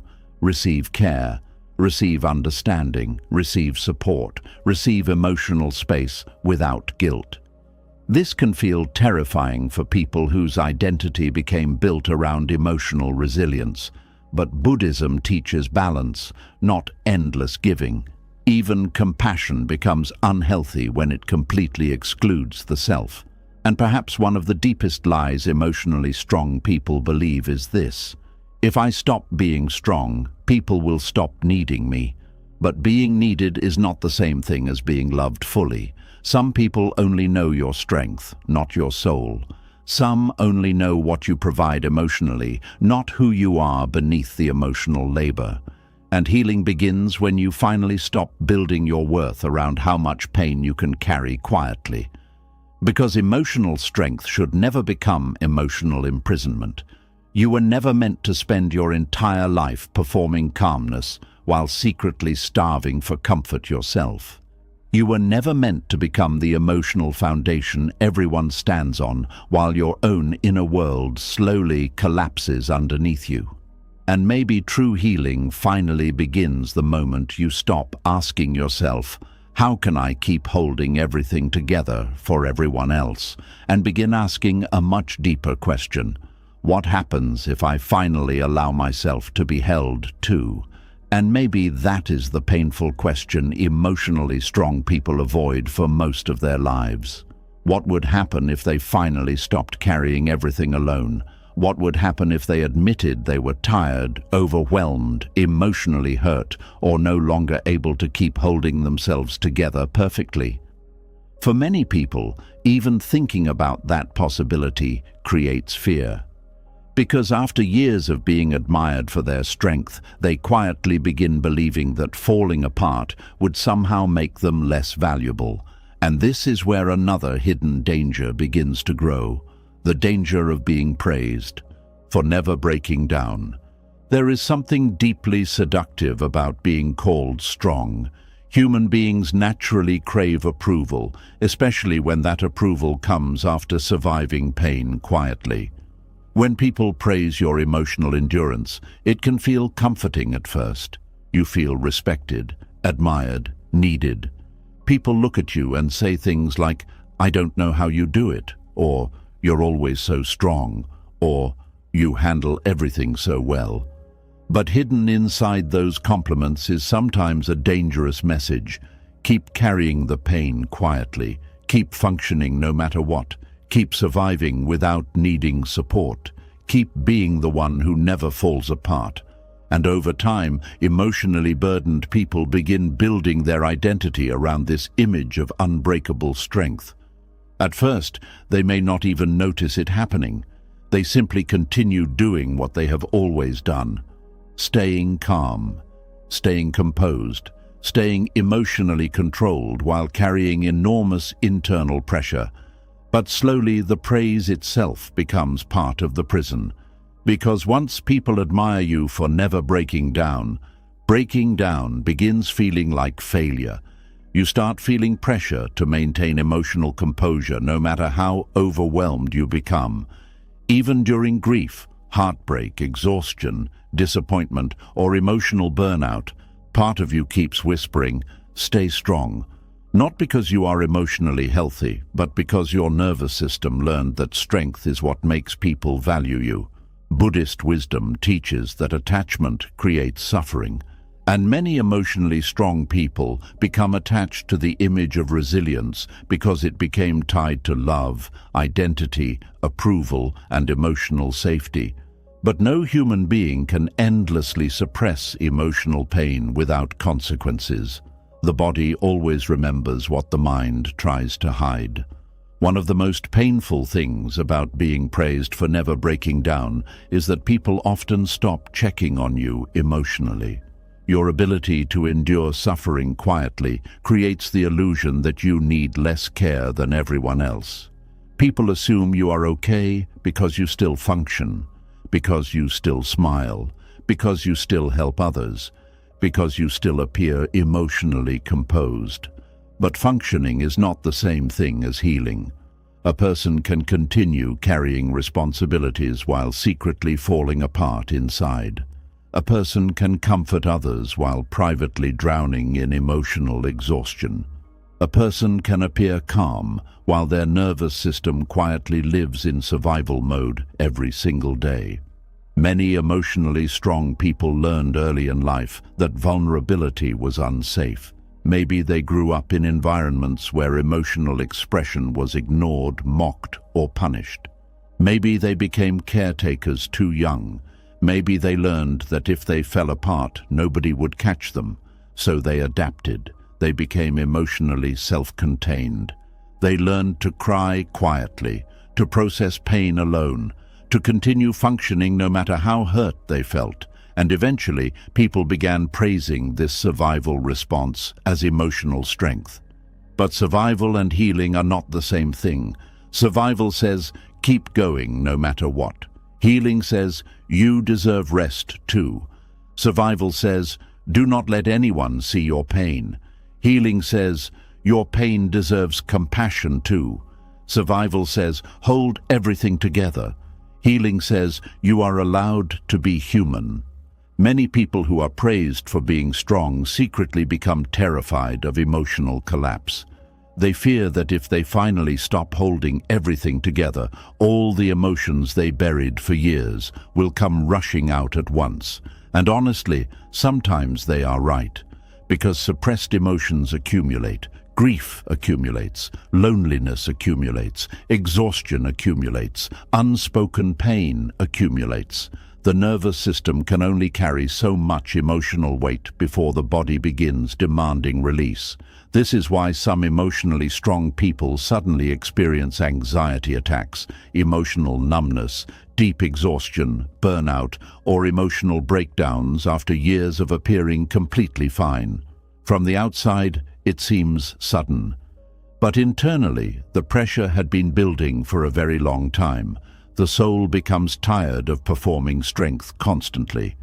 And one of the saddest parts is that many emotionally strong people feel ashamed when they finally begin struggling emotionally. They think, what is wrong with me? I'm supposed to be stronger than this. But true strength is not emotional suppression. True strength is emotional honesty. Buddhist wisdom never teaches emotional perfection. It teaches awareness, compassion, and balance. Yet many emotionally burdened people unconsciously turn strength into a performance of emotional invulnerability. They become addicted to appearing okay. Not because they are fake people, but because they fear what might happen if others finally see how deeply tired they are. There is also a dangerous emotional loneliness that comes from always being the strong one. People naturally lean on you during difficult moments, but few people realize that emotionally strong individuals need support too. Sometimes nobody asks how they are doing because everyone assumes they can handle everything. Sometimes emotionally strong people stop asking for help because they became too used to surviving alone. This creates emotional isolation hidden beneath competence. The strong friend, the stable partner, the reliable family member, the calm leader. Everyone sees the role. Very few see the emotional cost of constantly playing it, and eventually emotional praise becomes emotional pressure. You feel pressure to stay calm during chaos, pressure to remain emotionally mature no matter how badly others behave, pressure to forgive quickly, pressure to carry pain gracefully, pressure to survive suffering without needing too much from anyone. This pressure slowly disconnects you from your emotional humanity. You begin feeling guilty for struggling, guilty for resting, guilty for needing support, guilty for feeling overwhelmed, because somewhere deep inside you absorbed the belief that your value comes from your ability to endure pain silently. But Buddhism teaches something completely different. Human suffering is not something to hide from. It is something to become aware of compassionately. The Buddha never taught people to pretend they were unaffected by pain. He taught them to observe suffering honestly without becoming imprisoned by it. Yet, emotionally strong people often skip honest awareness completely and move straight into emotional suppression. Instead of asking, "What am I truly carrying right now?" they ask, "How do I keep functioning?" And functioning becomes their emotional addiction. Even when exhausted, they continue showing up. Even when emotionally empty, they continue supporting others. Even when silently hurting, they continue being dependable. And because society often rewards productivity, composure, and emotional resilience, nobody notices how dangerous this pattern has become. Many emotionally strong people secretly believe they are only lovable when they are useful. This belief often forms unconsciously through years of being praised for how much they can handle. "You're so mature. You always stay calm. You're so reliable. You're the strongest person I know." At first, these compliments feel loving, but over time they can quietly teach a painful lesson. Your worth comes from how much suffering you can survive without collapsing. This is why vulnerability begins feeling terrifying. Because if your identity is built around being emotionally unbreakable, then emotional honesty feels like losing yourself. Some emotionally strong people even become uncomfortable around their own sadness. The moment tears appear, they try to stop them. The moment emotional exhaustion surfaces, they distract themselves. The moment vulnerability rises, they apologize for it. Their nervous system learned that emotions are acceptable only if they remain controlled. But suppressed emotions never disappear. They simply move deeper into the body. Sometimes they become chronic tension, sometimes emotional numbness, sometimes anxiety, sometimes quiet hopelessness, sometimes deep exhaustion that sleep alone cannot fix. Because emotional exhaustion is not always physical tiredness. Sometimes it is the soul collapsing under years of unprocessed emotional pressure. Buddhist wisdom often speaks about impermanence.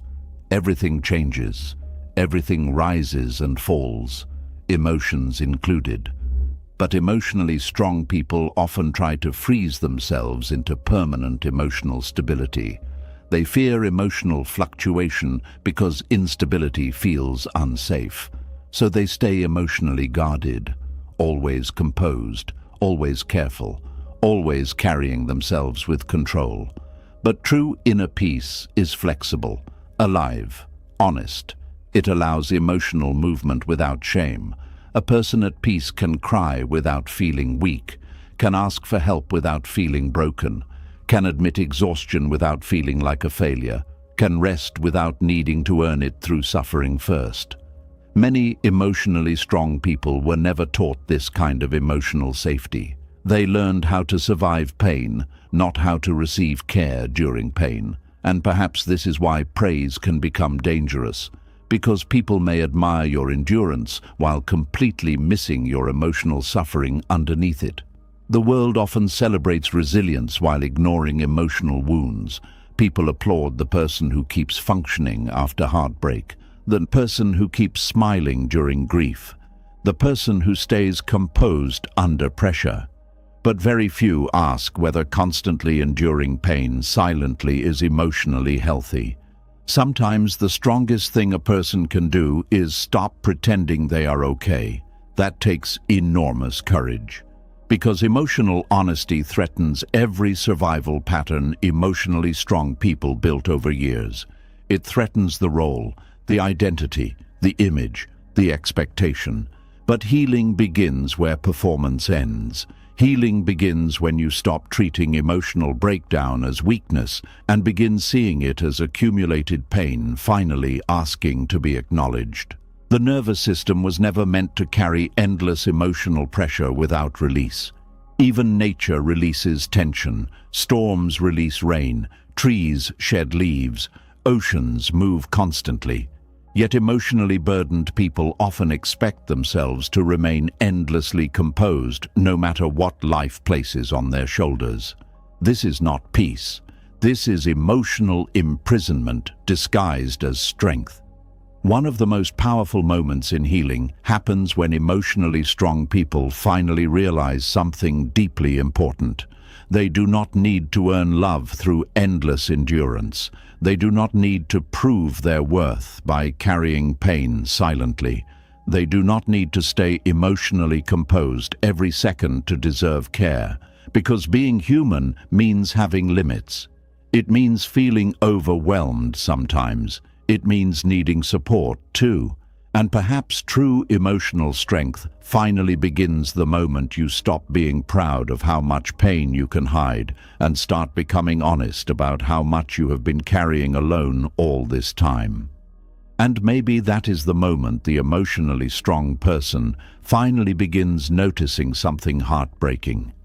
They spent so many years becoming skilled at carrying pain quietly that they forgot something very important. Strength without honesty slowly turns into emotional disappearance. The moment you become proud of how much you can endure without needing anything from anyone, you slowly begin abandoning the parts of yourself that were begging to be seen, heard, comforted, and protected too. And nowhere does this happen more quietly than in the habit of always understanding everyone else. There is a deep exhaustion that comes from constantly seeing other people's side while nobody truly sees yours.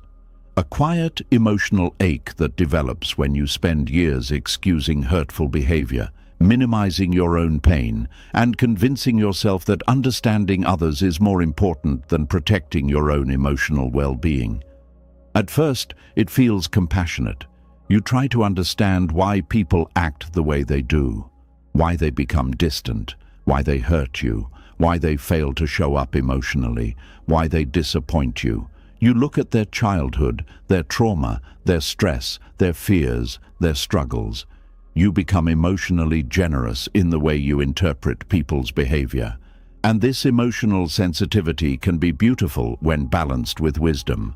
But without balance, understanding others slowly becomes self-abandonment. Because somewhere along the way, many emotionally caring people stop asking an important question. What about the pain this caused me? Instead of honoring their own hurt, they immediately shift focus toward understanding the other person. They become so compassionate toward everyone else's wounds that they stop protecting their own heart entirely.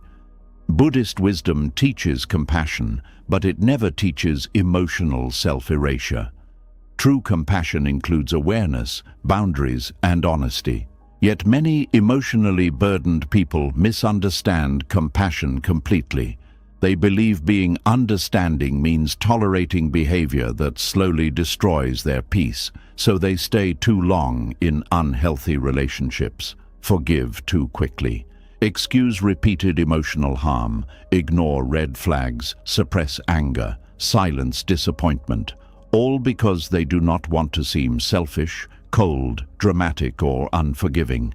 and little by little they disappear emotionally inside relationships where everyone else's feelings matter more than theirs. One of the most painful things about constantly understanding others is that it creates internal emotional confusion. You begin invalidating your own emotional experience automatically. Someone hurts you, and instead of saying, "That deeply affected me," your mind says, "They're probably just struggling." Someone repeatedly disappoints you, and instead of acknowledging the pain honestly, you say, "They've been through a lot." Someone emotionally neglects you, and instead of protecting yourself, you keep making excuses for why they behave that way. Over time, this pattern becomes dangerous because your nervous system learns something painful.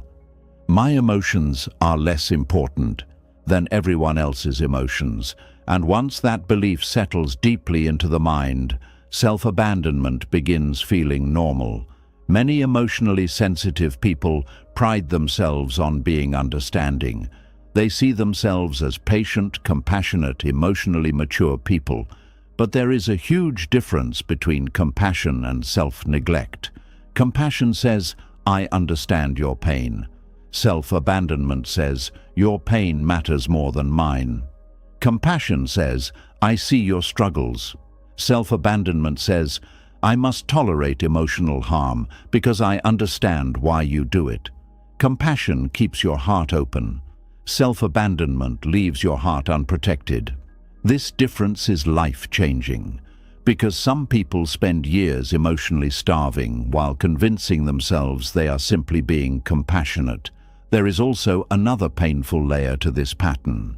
Many emotionally understanding people become deeply uncomfortable with conflict. So instead of confronting behavior that hurts them, they emotionally rationalize it. They explain it away, minimize it, intellectualize it. Instead of allowing themselves to feel anger naturally, they immediately move into empathy for the other person. And while empathy is beautiful, forced empathy can become emotional suppression. Sometimes your anger exists for a reason. Sometimes your hurt deserves acknowledgement. Sometimes your disappointment is trying to protect you from continued emotional harm. But people who constantly understand others often silence these emotional warning signs before they can fully speak. Buddhist teachings emphasize mindful awareness partly because awareness requires honesty. And many emotionally burdened people are honest about everyone else's suffering except their own. They see other people's wounds clearly, but they become blind to their own emotional injuries. One painful reason this happens is because many emotionally caring people fear being misunderstood themselves. They know what it feels like to suffer internally while nobody fully sees the deeper reasons behind their behavior. So they become extremely compassionate toward other people's flaws and emotional struggles. But eventually, this compassion loses balance. They stop protecting themselves, stop setting limits, stop acknowledging emotional harm clearly, and instead of relationships becoming healthier, they slowly become emotionally one-sided. The emotionally understanding person keeps adapting while the other person keeps taking emotional space. This creates deep exhaustion because the relationship slowly revolves around one person's emotional reality while the other person quietly disappears inside understanding. Many emotionally understanding people also secretly believe that if they love hard enough, understand deeply enough, stay patient enough, or give enough emotional grace, eventually the other person will finally love them correctly. So they keep waiting, keep understanding, keep excusing, keep emotionally overextending themselves. Meanwhile, their own unmet emotional needs continue growing silently in the background, and over time, quiet resentment begins forming beneath the compassion, not because they stopped caring, but because no human being can survive endless emotional self-neglect without pain. There are people who have become so emotionally focused on understanding others that they no longer know how to defend themselves emotionally. They instinctively explain away hurtful behavior before fully processing their own feelings. Someone lies to them, and they think about the person's stress. Someone emotionally neglects them, and they focus on the person's trauma. Someone disappoints them repeatedly, and they remind themselves the person is trying their best. But somewhere in all this understanding, their own emotional truth disappears completely. And the frightening part is that many people around them may never realize they are hurting because emotionally, understanding people rarely express pain directly. They internalize it quietly, carry it privately, process it alone, all while continuing to offer compassion outward. This creates emotional imbalance that slowly drains the nervous system. Buddhist wisdom teaches the importance of compassion with wisdom. Wisdom matters because compassion without boundaries becomes self-destruction. If your compassion constantly requires betraying your own emotional reality, it is no longer healthy compassion. Many emotionally understanding people secretly struggle with deep emotional loneliness because they are constantly emotionally attuned to others while nobody seems equally attuned to them. They notice subtle emotional shifts in everyone, notice sadness behind smiles, notice emotional tension immediately, notice when someone needs support.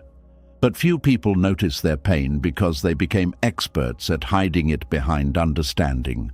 And over time, they begin feeling emotionally unseen.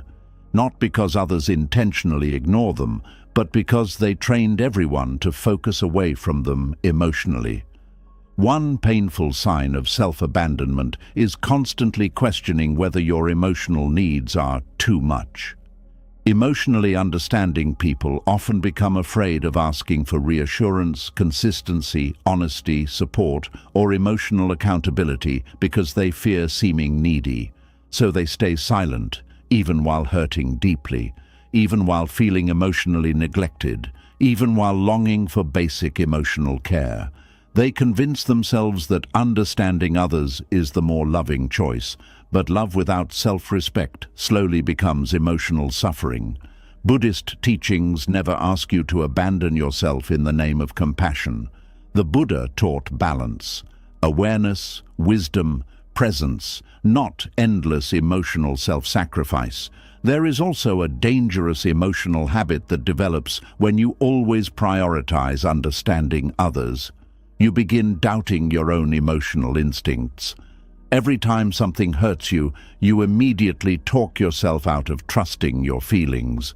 You think, maybe I'm overreacting. Maybe I'm being too sensitive. They didn't mean it that way. They've been stressed lately. Slowly, your emotional intuition weakens because you no longer trust your own pain signals, and this becomes dangerous because emotional pain often exists to protect you. Hurt feelings are not always irrational. Sometimes they are messages from the nervous system saying, something here is not emotionally safe for you. But emotionally understanding people often override these signals in order to preserve relationships. And eventually, they become emotionally exhausted from constantly betraying themselves internally. One of the saddest realities about self-abandonment is that it often happens quietly. No dramatic collapse, no obvious breakdown, just years of slowly placing yourself second emotionally until your inner world becomes filled with unspoken grief. Grief for the times you needed protection but gave understanding instead. Grief for the times you deserved honesty but accepted inconsistency instead. Grief for the times you needed comfort, but became the comforter again instead. This emotional grief builds slowly because your soul notices every moment you abandon yourself to keep others emotionally comfortable. And eventually, the body notices too. Chronic emotional fatigue, anxiety, numbness, difficulty trusting yourself, emotional confusion, overthinking. The nervous system becomes exhausted from constantly prioritizing everyone else's emotions above your own. Many emotionally understanding people also attract emotionally immature individuals because emotionally immature people feel safe around endless understanding. If someone keeps excusing your behavior, you rarely feel pressure to grow. This creates unhealthy relationship dynamics where one person constantly adapts while the other remains emotionally careless.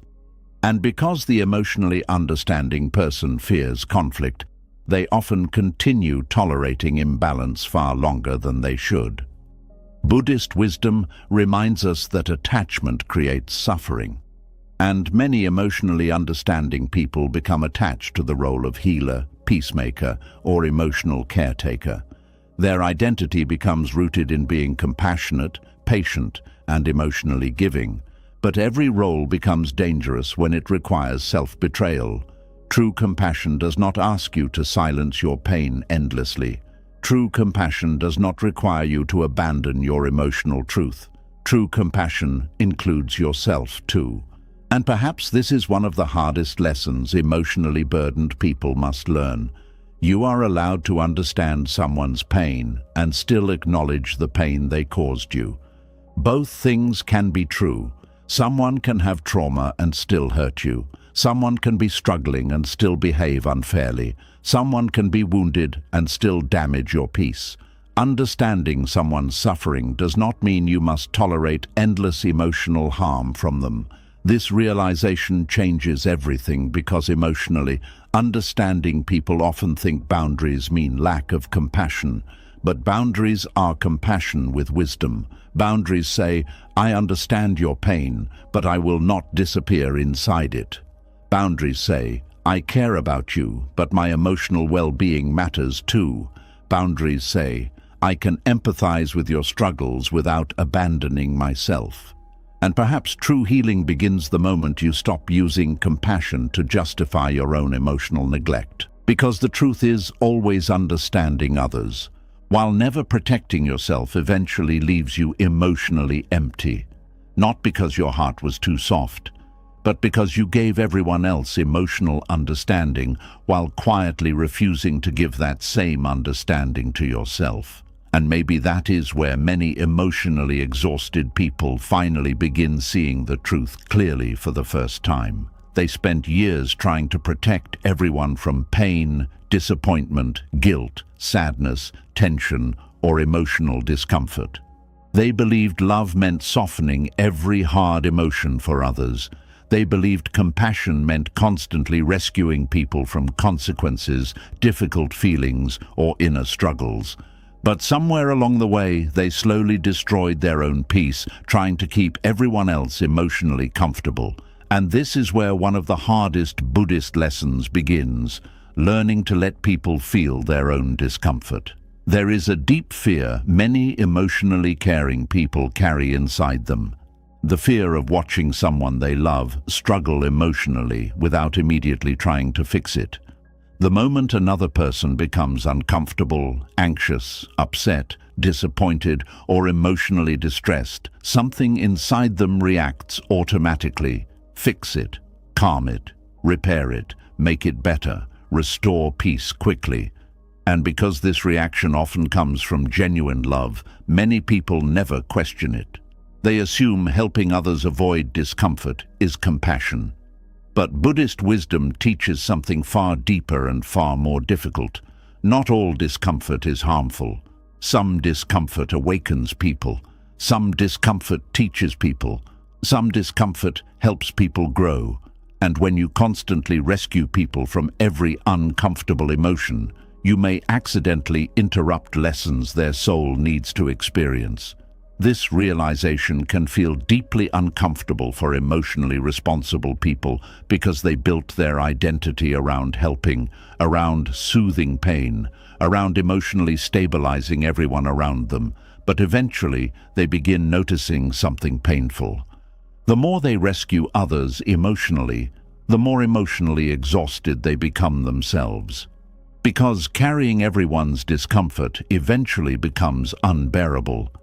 Many emotionally burdened people feel responsible for emotions that were never truly theirs to manage. If someone is disappointed, they immediately feel pressure to fix it. If someone is upset with them, anxiety rises instantly. If someone feels uncomfortable after hearing the truth, they rush to soften it. Over time, their entire nervous system becomes organized around emotional damage control, and this creates constant internal tension. Buddhist teachings speak often about attachment because attachment creates suffering. And many emotionally sensitive people become deeply attached to keeping everyone emotionally comfortable. They fear emotional discomfort so much that they begin sacrificing honesty, boundaries, rest, and inner peace to avoid it. But avoiding discomfort is not the same thing as healing. Some emotions need to be felt fully. Sadness, disappointment, regret, loneliness, frustration, loss. Growth often begins in discomfort. The Buddha himself taught that suffering is part of human existence. Not because suffering is good, but because avoiding all suffering is impossible. Wisdom does not come from endlessly escaping discomfort. Wisdom comes from learning how to sit with discomfort consciously instead of constantly running from it. But emotionally over-responsible people often try to rescue everyone from emotional pain immediately because watching discomfort triggers anxiety inside themselves. This is important to understand. Sometimes people are not trying to fix others because others truly need fixing. Sometimes they are trying to fix others because discomfort makes them emotionally unsafe internally. This pattern often begins in childhood. A child growing up around emotional instability may learn that conflict or emotional distress feels dangerous. So they become hyper-focused on calming emotional situations quickly. They become emotionally responsible far too early. They learn to smooth over tension, comfort others, and prevent emotional explosions before they happen. As adults, they continue this pattern automatically.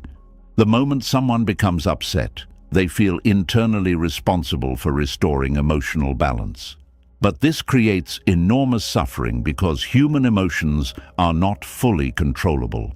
People are allowed to feel disappointment, allowed to feel sadness, allowed to feel frustration, allowed to sit with uncomfortable truths, and emotionally rescuing everyone prevents emotional maturity from developing naturally. One painful truth many emotionally burdened people must eventually face is this.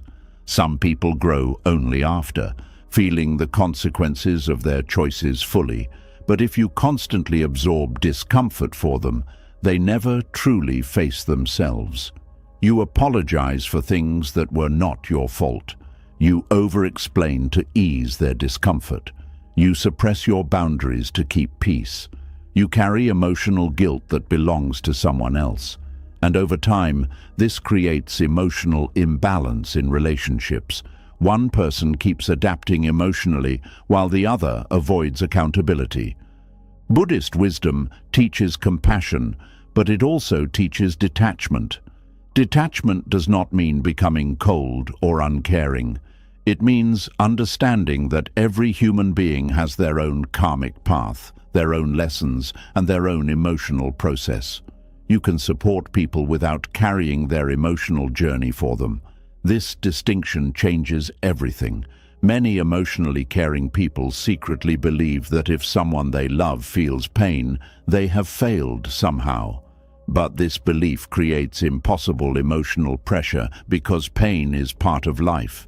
You cannot prevent every disappointment, heartbreak, mistake, or uncomfortable emotion for another person. And trying to do so will eventually destroy your nervous system. There are people who feel guilty simply because someone is unhappy with them. Even when they have done nothing wrong, their body reacts with anxiety. They immediately start trying to repair the emotional atmosphere. Why? Because somewhere deep inside, they learned that emotional discomfort equals danger. So instead of allowing others to process emotions naturally, they rush to rescue them. But Buddhism teaches that awareness grows through direct experience. Some truths cannot be understood intellectually. They must be felt emotionally. A person may need to sit with loneliness before learning self-awareness. A person may need to feel regret before changing harmful behavior. A person may need to experience emotional consequences before developing maturity. And when you constantly remove discomfort for others, you may accidentally keep them emotionally dependent. This is one reason emotionally exhausted people often feel trapped in caretaker roles. Others unconsciously learn that they will always absorb tension, always fix emotional situations, always soften hard realities. And eventually, people stop learning how to regulate themselves emotionally because someone else keeps doing it for them. Meanwhile, the emotionally responsible person becomes increasingly drained. Buddhist wisdom emphasizes balance because compassion without boundaries becomes suffering.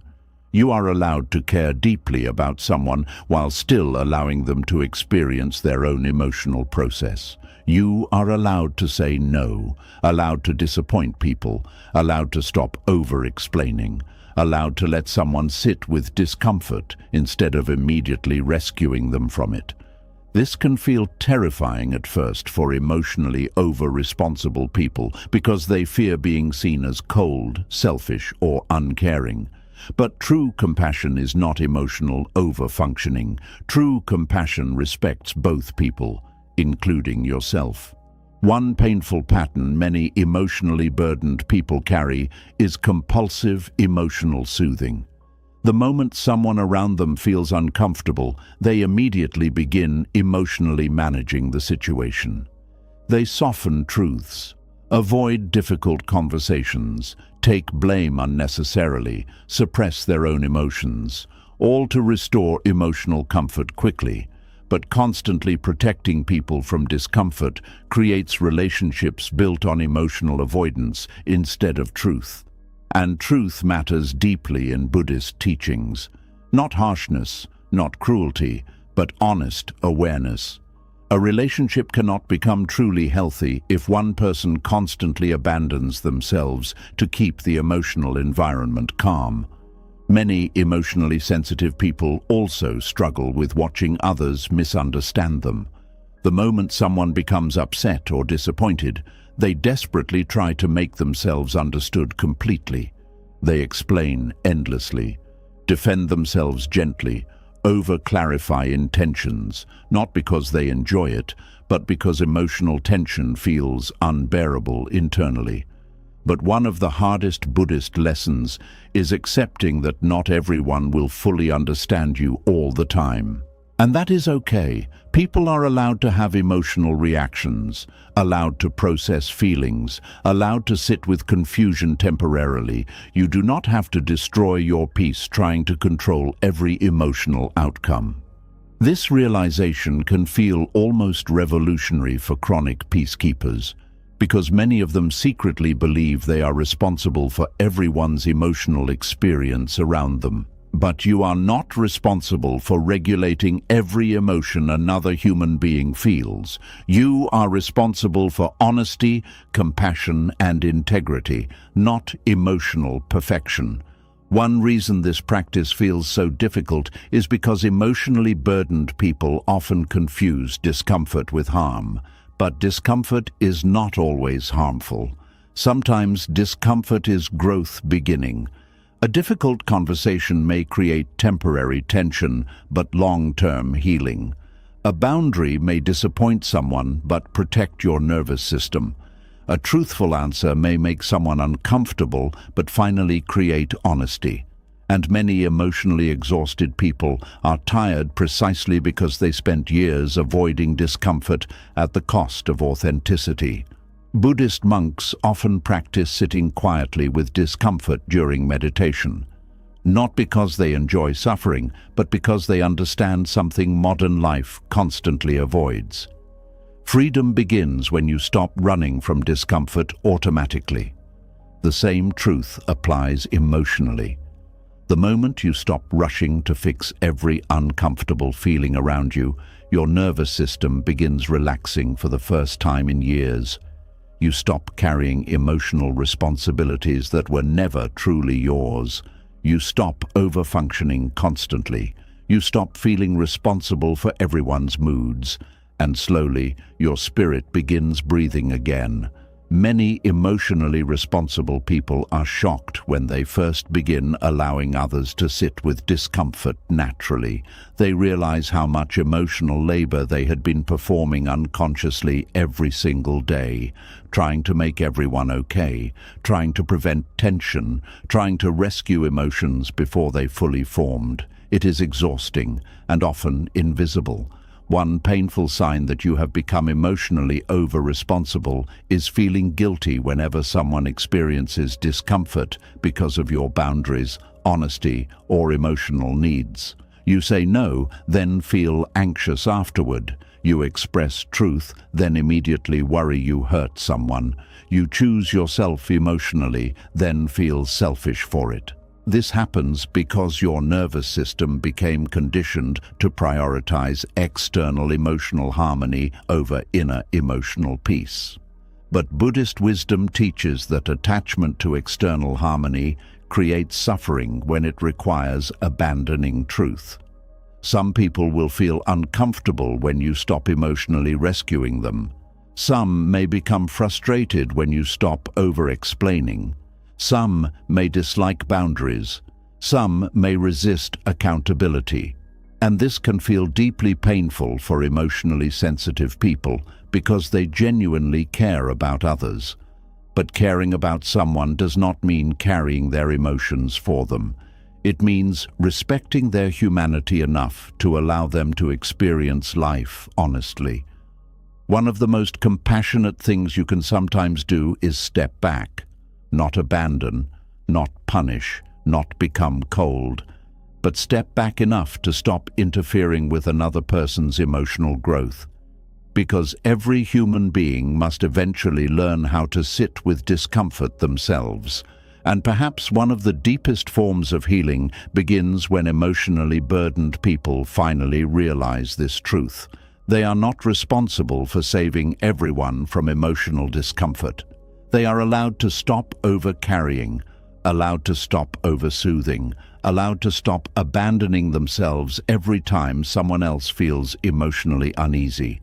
Because the moment you stop trying to emotionally rescue every person around you, something unexpected begins happening. You finally start rescuing yourself. And maybe that is when something inside the emotionally exhausted person finally begins shifting. After years of trying to rescue everyone from discomfort, they slowly begin realizing how much of their life was spent carrying emotional responsibility that was never fully theirs. They begin noticing how often they became the emotional shelter for everyone around them while quietly standing in the storm alone themselves. And this is one of the deepest tragedies calm people experience. They become safe places for others, but forget to seek safety for themselves. There is something incredibly comforting about calm people. Their energy feels soft, steady, non-judgmental. People naturally open up around them because they create emotional space where others feel accepted, understood, and emotionally protected. They listen carefully. They do not explode easily. They know how to stay grounded during emotional chaos. And because of this, people are drawn toward them almost instinctively. But behind that calmness is often a painful reality nobody notices. The safe place rarely feels safe too. Many calm people spend years becoming emotional homes for everyone else, while secretly feeling emotionally homeless inside themselves. Others run to them during heartbreak, anxiety, confusion, grief, or emotional collapse. Everyone feels lighter after. Speaking to them, everyone feels calmer around them. Everyone trusts them with vulnerability. But when the calm person is struggling, they often have nowhere to fully fall apart themselves. This emotional imbalance slowly becomes exhausting. At first, it may even feel meaningful. Being trusted feels beautiful. Being emotionally dependable creates connection. Calm people often genuinely love helping others feel emotionally safe because they understand what emotional pain feels like deeply. But over time, they begin unconsciously neglecting their own need for emotional safety, and this usually happens quietly. They become so focused on protecting others emotionally that they stop asking an important question. Who protects me? Who allows me to rest emotionally? Who notices when I am tired? Who creates safety for me too? Many calm people struggle deeply with receiving emotional care because they became too used to being the giver. Their nervous system became organized around emotional support, not emotional receiving. So even when someone asks how they are doing, they often instinctively minimize themselves. I'm fine. I'll be okay. It's nothing. Meanwhile, inside, they may feel deeply overwhelmed. Buddhist wisdom teaches that balance is necessary for inner peace, but emotionally calm people often live in deep imbalance because emotional energy constantly flows outward while very little comes back inward. They absorb emotions, comfort people, regulate tension, hold space, support everyone, but rarely allow themselves to fully lean emotionally on anyone else, and eventually this creates profound emotional loneliness. Not loneliness from lack of people, but loneliness from lack of emotional refuge. Some calm people secretly carry the belief that they are not allowed to need too much. Maybe they learned this early in life. Perhaps they grew up in emotionally unstable environments where their role became keeping peace, staying mature, or taking care of others emotionally. Over time, they learned something dangerous. Safety comes from being emotionally useful. So instead of learning how to receive care, they learned how to provide it. And because they became so good at it, people naturally began relying on them more and more. This is why calm people often attract emotionally wounded individuals. Their energy feels soothing, their patience feels safe, their emotional steadiness feels healing. People feel emotionally held around them. But being emotionally safe for others does not automatically mean you feel emotionally safe yourself. In fact, many calm people secretly live in a constant state of emotional self-protection. They carefully manage their emotions, filter their words, suppress their needs, stay composed during emotional pain, not because they are truly at peace, but because vulnerability feels unfamiliar or unsafe. This creates a painful contradiction. Everyone feels safe with them, but they rarely feel safe enough to fully be themselves. Buddhist teachings speak deeply about awareness because suffering often hides beneath appearances. Calmness can look peaceful externally while hiding enormous emotional exhaustion internally. Some people appear emotionally stable because they learned how to hide emotional pain exceptionally well. And the frightening part is that nobody questions it because calm people rarely create emotional disruption. They continue functioning, continue supporting, continue listening, continue carrying, all while silently craving emotional safety themselves. One of the hardest things for calm people to admit is that they often feel uncomfortable needing support. The moment they begin struggling emotionally, shame appears quickly. I should be able to handle this. I don't want to burden anyone. Other people need help more than I do. These thoughts reveal how deeply self-abandonment became normalized inside them, because somewhere along the journey, they unconsciously decided that their role was to provide emotional shelter, not to seek it. This emotional pattern becomes especially dangerous because calm people are often surrounded by emotionally dependent relationships.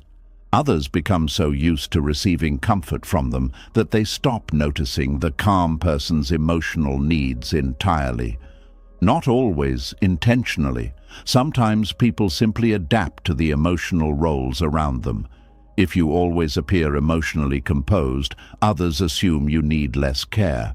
If you always handle problems quietly, others assume you are okay.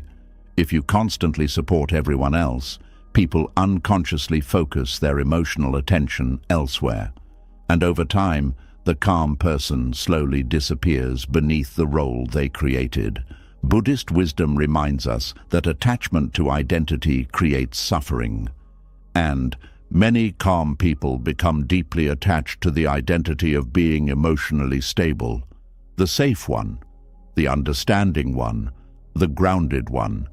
But every identity becomes painful when it prevents authenticity, because calm people are human too. They feel fear too, exhaustion too, loneliness too, confusion too. But many of them no longer know how to express these emotions openly because emotional control became their survival strategy. Some calm people even feel guilty when they finally reach emotional limits. They become ashamed of needing rest, ashamed of emotional fatigue, ashamed of wanting space from people who constantly depend on them. But emotional exhaustion is not selfishness. It is the nervous system begging for balance. There is also another painful reality many calm people face. They often become emotionally available for others while emotionally unavailable to themselves. They know how to comfort others beautifully, but do not know how to comfort their own inner child. They know how to create emotional safety for everyone else, but rarely create emotional softness inside their own mind. Instead, they judge themselves harshly, push themselves constantly, suppress emotions quickly, expect themselves to keep functioning no matter how tired they become. And over time, they begin treating themselves like emotional machines instead of human beings. This is why calm people often feel deeply tired in ways sleep cannot fix. Their exhaustion is not only physical, it is emotional depletion from years of carrying others while neglecting their own inner safety. Buddhist teachings often emphasize compassion directed inward as well as outward. Self-compassion matters because without it, even kindness becomes draining. Yet many calm people give compassion to everyone except themselves. They forgive others easily while remaining hard on themselves. They offer patience to others while demanding perfection from themselves. They create emotional softness for everyone else while internally living with emotional pressure constantly. This imbalance slowly erodes inner peace. One painful sign that calm people forgot to seek safety themselves is emotional hyper-independence. They begin believing they must handle everything alone. Asking for help feels uncomfortable. Depending on others feels risky. Receiving emotional care feels unnatural. So they continue carrying everything privately, even when overwhelmed, even when lonely, even when emotionally drowning. And because they rarely express emotional need openly, nobody fully realizes how much they are struggling. This creates silent suffering, the kind that hides behind smiles, kindness, emotional intelligence, and composure. Many calm people also become experts at emotionally disappearing in relationships. They become so focused on making others feel emotionally secure that they stop taking up emotional space themselves. They avoid conflict, avoid asking for too much, avoid expressing needs clearly, avoid vulnerability that might make others uncomfortable. And slowly they shrink emotionally inside relationships where everyone else feels emotionally held while they remain emotionally unseen. Buddhist wisdom teaches presence, but calm people often become emotionally absent from themselves while being deeply present for everyone else. This creates deep internal grief. Grief for the care they never received. Grief for the emotional safety they keep giving away but rarely experience themselves. Grief for the years spent being strong while secretly needing softness too. One reason calm people forget to seek safety is because they became addicted to emotional usefulness. Being needed makes them feel valuable, so they unconsciously continue attracting relationships where they are the caretaker, healer, listener, or emotional stabilizer. But relationships built only on emotional giving eventually become emotionally lonely. Because every human soul needs somewhere to rest honestly, not perform, not support, not carry. Rest. Many calm people secretly long for relationships where they do not have to monitor emotions constantly. Relationships where they can finally stop being the strong one. Relationships where they can cry without apologizing, struggle without shame, and receive comfort without guilt. But receiving safety requires vulnerability, and vulnerability feels terrifying for people who survived life by becoming emotionally composed. This is why Buddhist teachings about surrender are so powerful. Surrender does not mean weakness. It means finally allowing yourself to stop controlling everything emotionally. Stop carrying everything. Stop protecting everyone. Stop being emotionally on duty constantly. Because no human being can endlessly function as emotional shelter for others without eventually collapsing internally. Even the calmest soul needs somewhere safe to rest, needs someone who asks deeper questions, someone who notices exhaustion, someone who says, "You do not have to carry everything alone." And perhaps one of the most healing realizations calm people can experience is understanding this truth. Their value does not come from how much emotional weight they can carry for others. They deserve safety too, deserve comfort too, deserve softness too, deserve support too. And healing finally begins the moment they stop asking, "How can I continue being strong for everyone else?" and begin asking something much more honest. Where do I finally feel safe enough to stop being strong for a while? And maybe that is the moment many calm people finally begin realizing how deeply tired they truly are. Not just tired from work, responsibilities, or life itself, but tired from constantly becoming emotional shelter for everyone around them. Tired from always listening, always understanding, always absorbing, always carrying. Tired from being the place where everyone else empties their pain while quietly having nowhere safe to empty their own.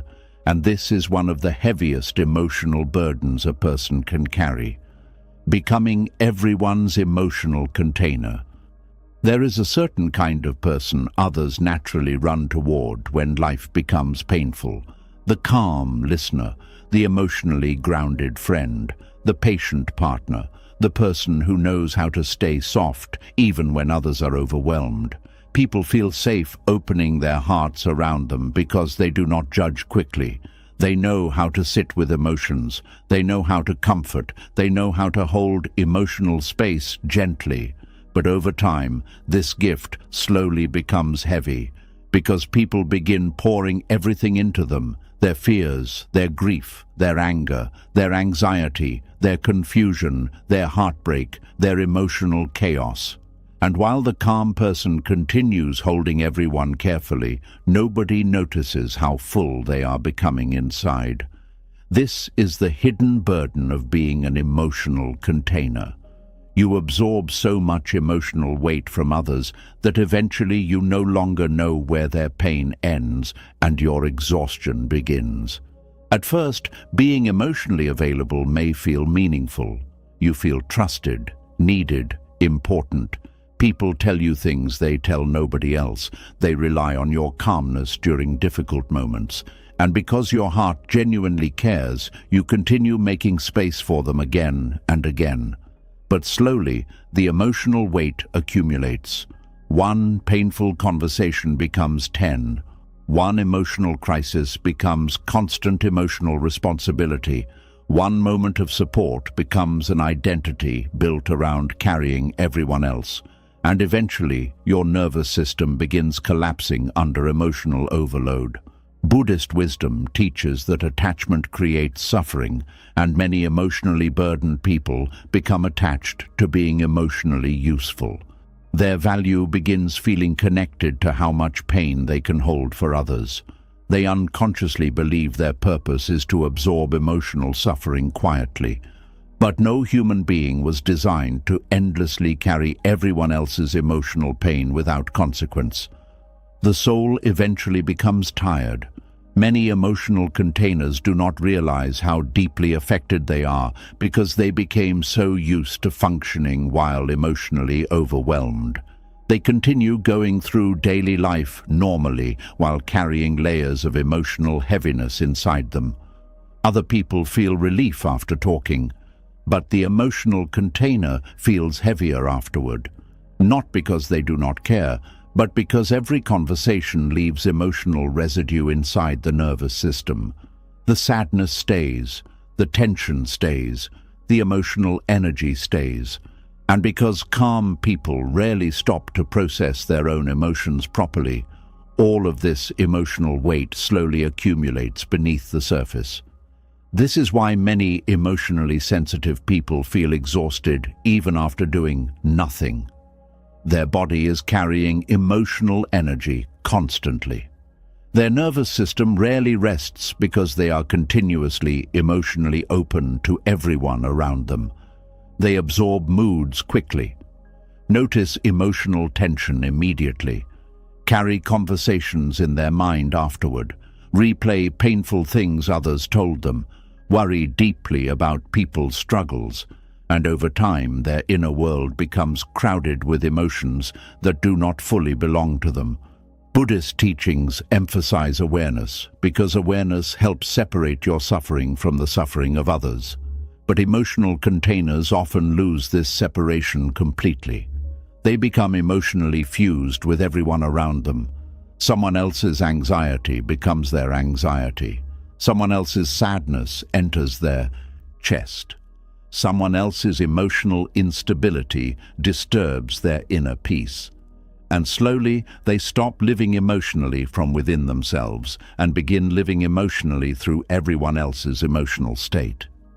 This creates chronic nervous system exhaustion.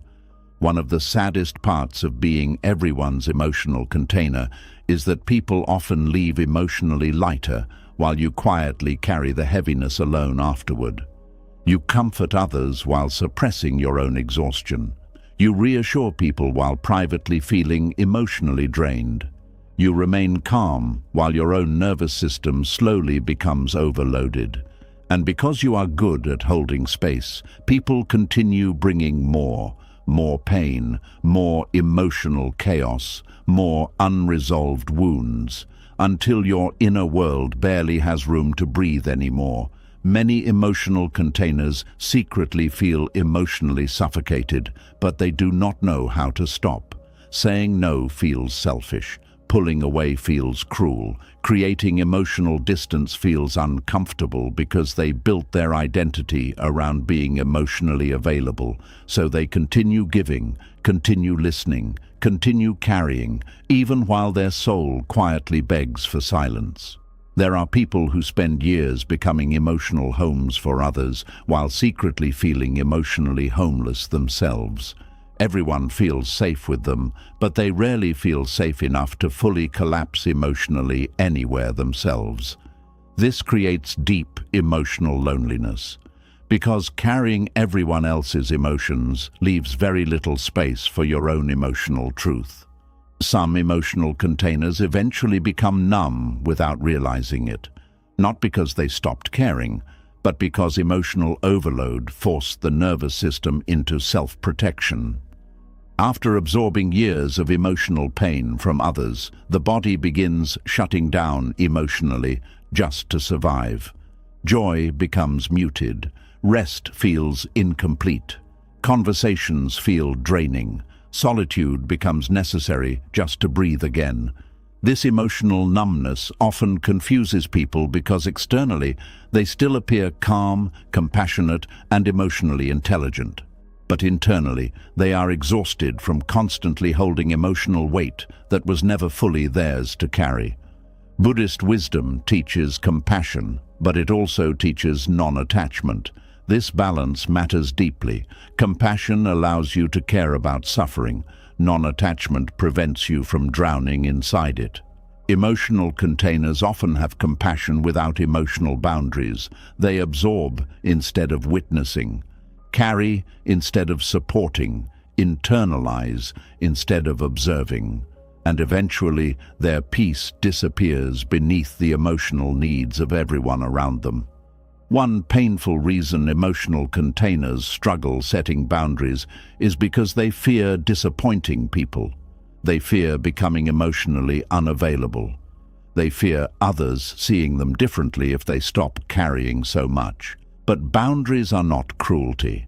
Boundaries protect the nervous system from emotional collapse. Without boundaries, emotionally sensitive people slowly become storage spaces for everyone else's unresolved emotions, and eventually the body begins reacting. Anxiety, burnout, mental exhaustion, difficulty sleeping, emotional fatigue, irritability. The nervous system becomes overwhelmed from constantly processing emotional energy. Many emotional containers also struggle with guilt whenever they prioritize themselves emotionally. The moment they stop responding quickly, stop emotionally rescuing others, or take space for themselves, anxiety appears immediately. Why? Because their identity became built around emotional availability. They unconsciously believe love means constant emotional access. But Buddhist wisdom reminds us that attachment to roles creates suffering, and emotional containers often become trapped inside the role of the listener, the helper, the calm one, or the emotionally strong person. Eventually, they stop feeling like human beings and start feeling like emotional service providers, always available, always supportive, always emotionally stable. Meanwhile, their own emotional needs remain quietly ignored. One painful truth many emotional containers must eventually face is this: some people only come to them for emotional release, not emotional reciprocity. People unload, venting, crying, complaining, seeking comfort, but rarely ask deeper questions about how the emotional container is actually doing themselves. Not always out of selfishness, sometimes because the emotional container trained everyone to focus away from them emotionally. They became too good at hiding pain, too good at appearing stable, too good at carrying everything quietly. And over time, people unconsciously stopped seeing them as someone who needs care too. This creates quiet grief inside the soul. The grief of constantly emotionally holding others while feeling emotionally unseen yourself. Many emotional containers secretly fantasize about disappearing for a while, not because they hate people, but because their nervous system craves relief from emotional heaviness constantly surrounding them. They want silence, stillness, space, freedom from emotional responsibility, freedom from everyone needing something emotionally from them. And yet, even during rest, many emotional containers remain emotionally alert.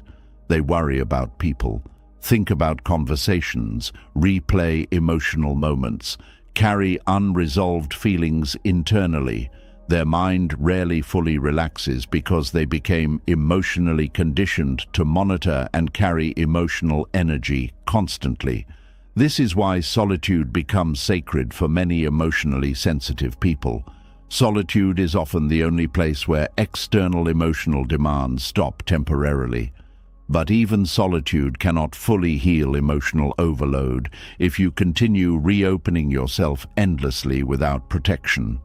Buddhist monks often retreat into silence, not because they reject humanity, but because they understand the nervous system needs spaciousness.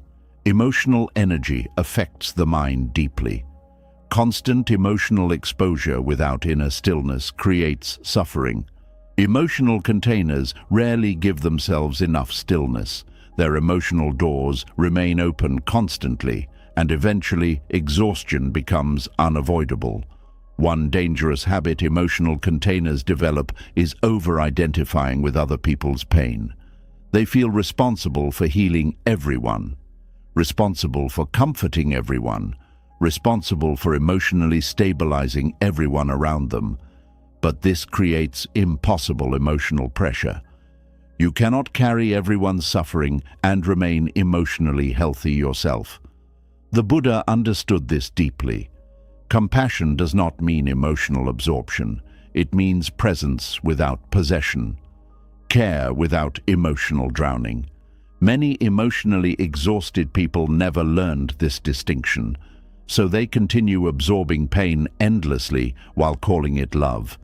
Meanwhile, their nervous system slowly collapses beneath emotional overload. There is also another painful effect of being everyone's emotional container. You begin neglecting your own emotional processing entirely. Since your attention constantly moves toward everyone else's struggles, your own emotions remain unprocessed in the background. Your sadness waits, your grief waits, your exhaustion waits, your unmet needs wait, until eventually everything inside you becomes emotionally crowded.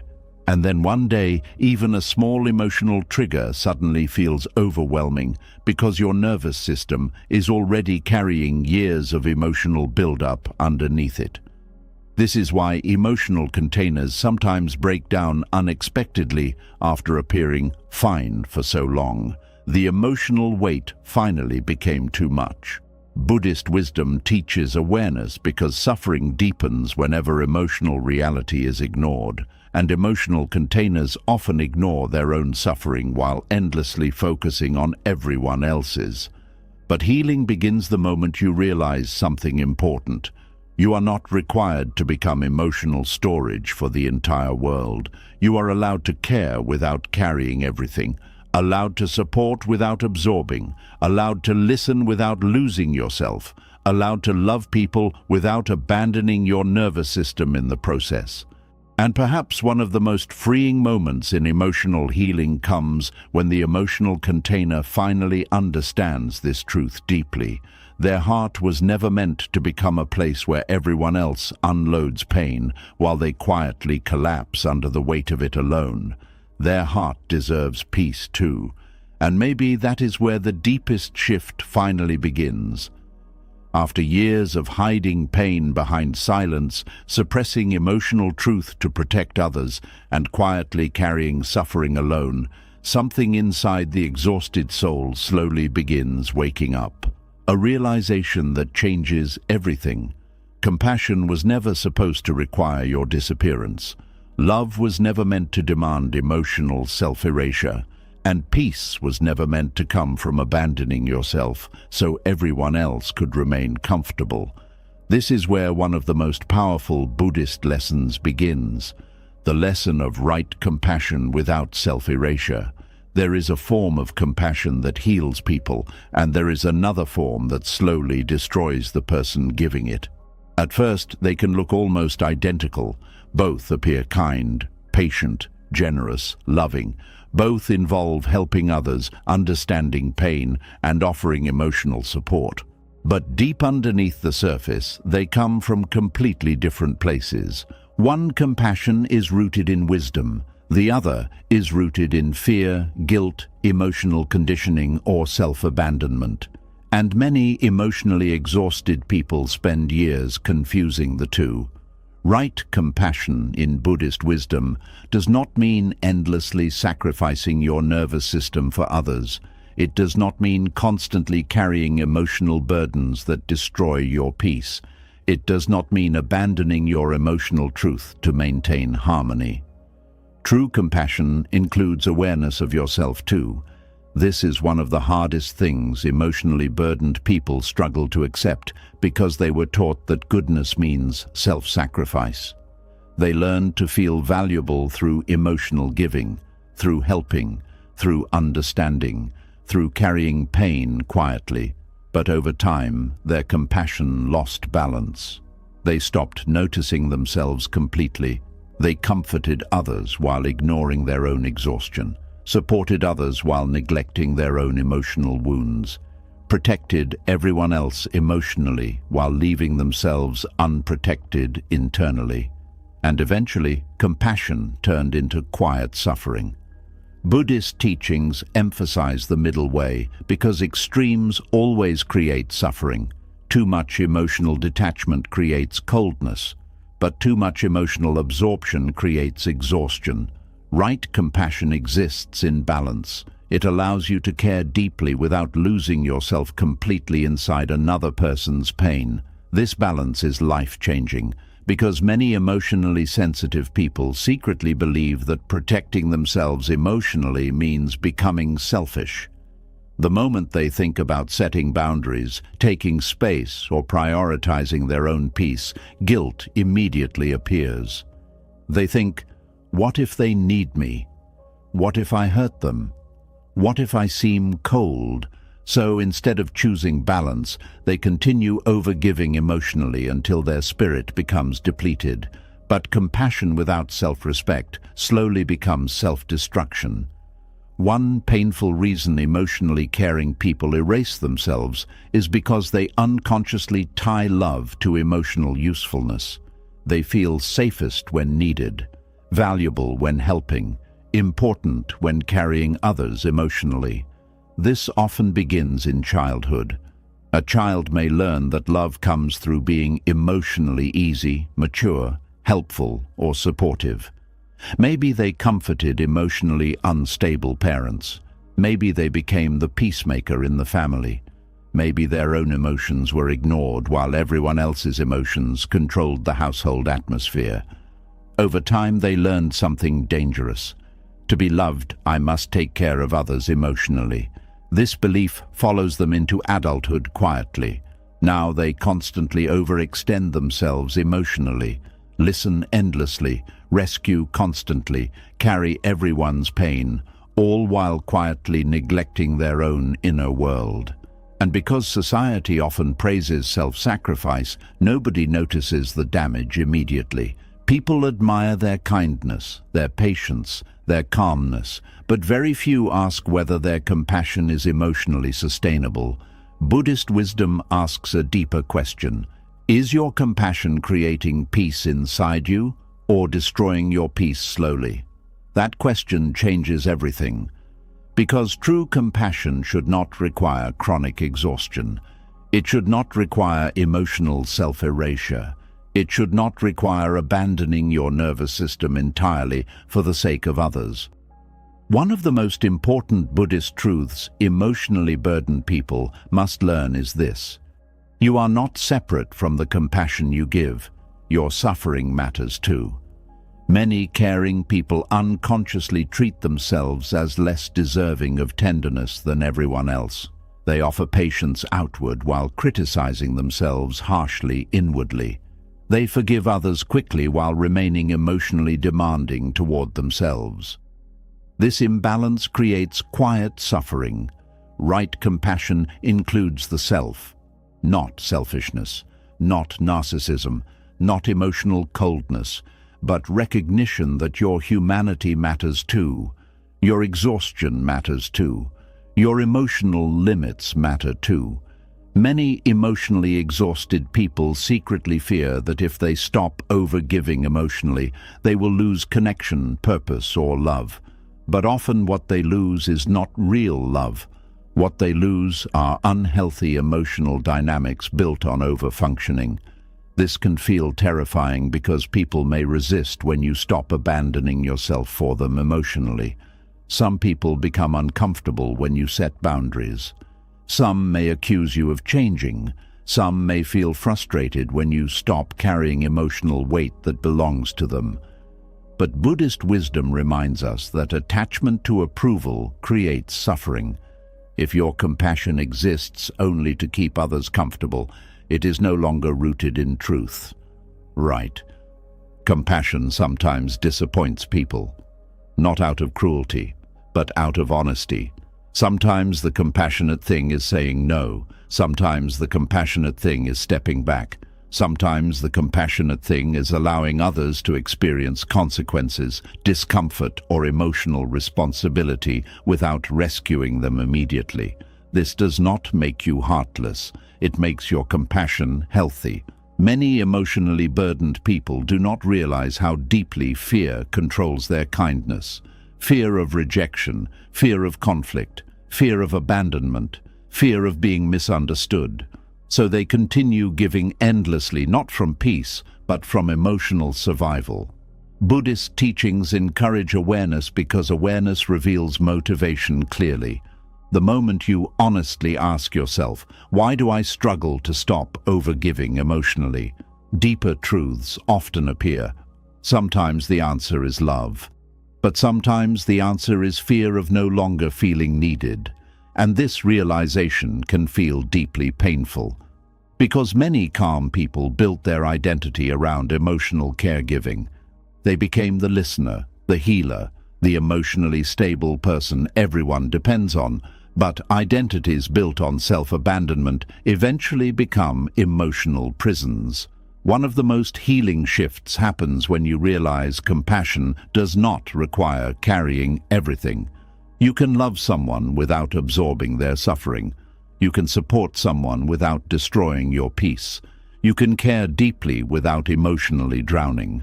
This is what Buddhist wisdom calls wise compassion. Compassion with awareness. Compassion with balance. Compassion that includes the self. Many emotionally exhausted people also struggle with receiving compassion themselves. They know how to give emotional safety beautifully, but receiving support feels uncomfortable. Vulnerability feels unfamiliar. They instinctively move back into caretaker mode because giving feels emotionally safer than receiving. But right compassion allows reciprocity. It allows you to receive too. Receive rest. Receive care, receive understanding, receive emotional space without guilt. This can feel deeply unnatural for people who survived life by becoming emotionally strong and emotionally useful. But healing requires allowing yourself to become human again instead of constantly performing emotional resilience. Buddhist teachings often emphasize non-attachment because attachment creates suffering. Many emotionally burdened people become attached to being the good person, the endlessly patient person, the endlessly understanding person, the endlessly available person. But when goodness requires emotional self-destruction, it is no longer balanced compassion, it becomes emotional martyrdom. And emotional martyrdom always leads to suffering eventually. One painful sign that compassion has become self-erasure is emotional resentment hidden beneath kindness. You continue helping while secretly feeling exhausted. Continue giving while privately wishing someone would finally take care of you too. This resentment does not mean you are bad. It means your nervous system has been neglected for too long. The soul was never meant to survive endless emotional output without nourishment. Buddhist monks retreat into silence and solitude, not because they reject compassion, but because they understand something emotionally exhausted people often forget. Inner stillness must be protected.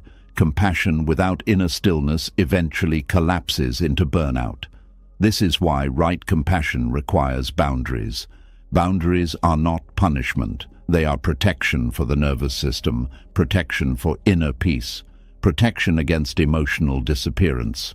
Without boundaries, compassionate people slowly become emotionally consumed by the suffering around them, and eventually they lose connection with themselves completely.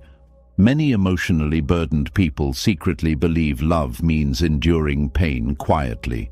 They stay in draining relationships too long, tolerate emotional imbalance too long, continue carrying people who refuse to carry themselves because they think compassion means infinite endurance. But Buddhism never teaches endless self-neglect. It teaches wisdom, and wisdom understands something important. Compassion becomes unhealthy the moment it consistently requires betrayal of your own emotional truth. You are allowed to protect your peace, allowed to rest, allowed to say no, allowed to stop emotionally rescuing everyone around you, allowed to let your own needs matter too. This realization often creates enormous guilt at first because emotionally exhausted people are so used to prioritizing everyone else's emotional world. But slowly, something beautiful begins happening. The nervous system relaxes, the soul breathes, the body stops living in constant emotional alertness. because right compassion no longer requires emotional self-sacrifice every second. One of the deepest Buddhist lessons is understanding that suffering grows when attachment blinds us to reality, and many emotionally burdened people became attached to the belief that love means constant emotional availability. But real love includes honesty, includes limits, includes mutual care, includes emotional balance. Right compassion does not ask you to disappear. It does not ask you to become emotionally empty while everyone else receives your energy endlessly. It asks you to remain awake. Awake to your own suffering too. Awake to your own limits too. Awake to the truth that your peace matters just as much as anyone else's peace. And perhaps healing finally begins the moment you stop asking yourself, "How much more can I give?" and begin asking a different question entirely. What would compassion look like if I finally included myself in it too? And maybe that is the moment the exhausted soul finally begins understanding something it spent years avoiding. Compassion without balance slowly drains the spirit. The constant need to help, fix, rescue, support, calm, explain, and emotionally carry others may look loving from the outside, but deep inside, something fragile begins weakening quietly. Because when your entire life becomes centered around holding everyone else together, eventually you stop knowing how to hold yourself together at all. And this is where another painful truth begins to reveal itself. Overfunctioning for others slowly weakens your own spirit.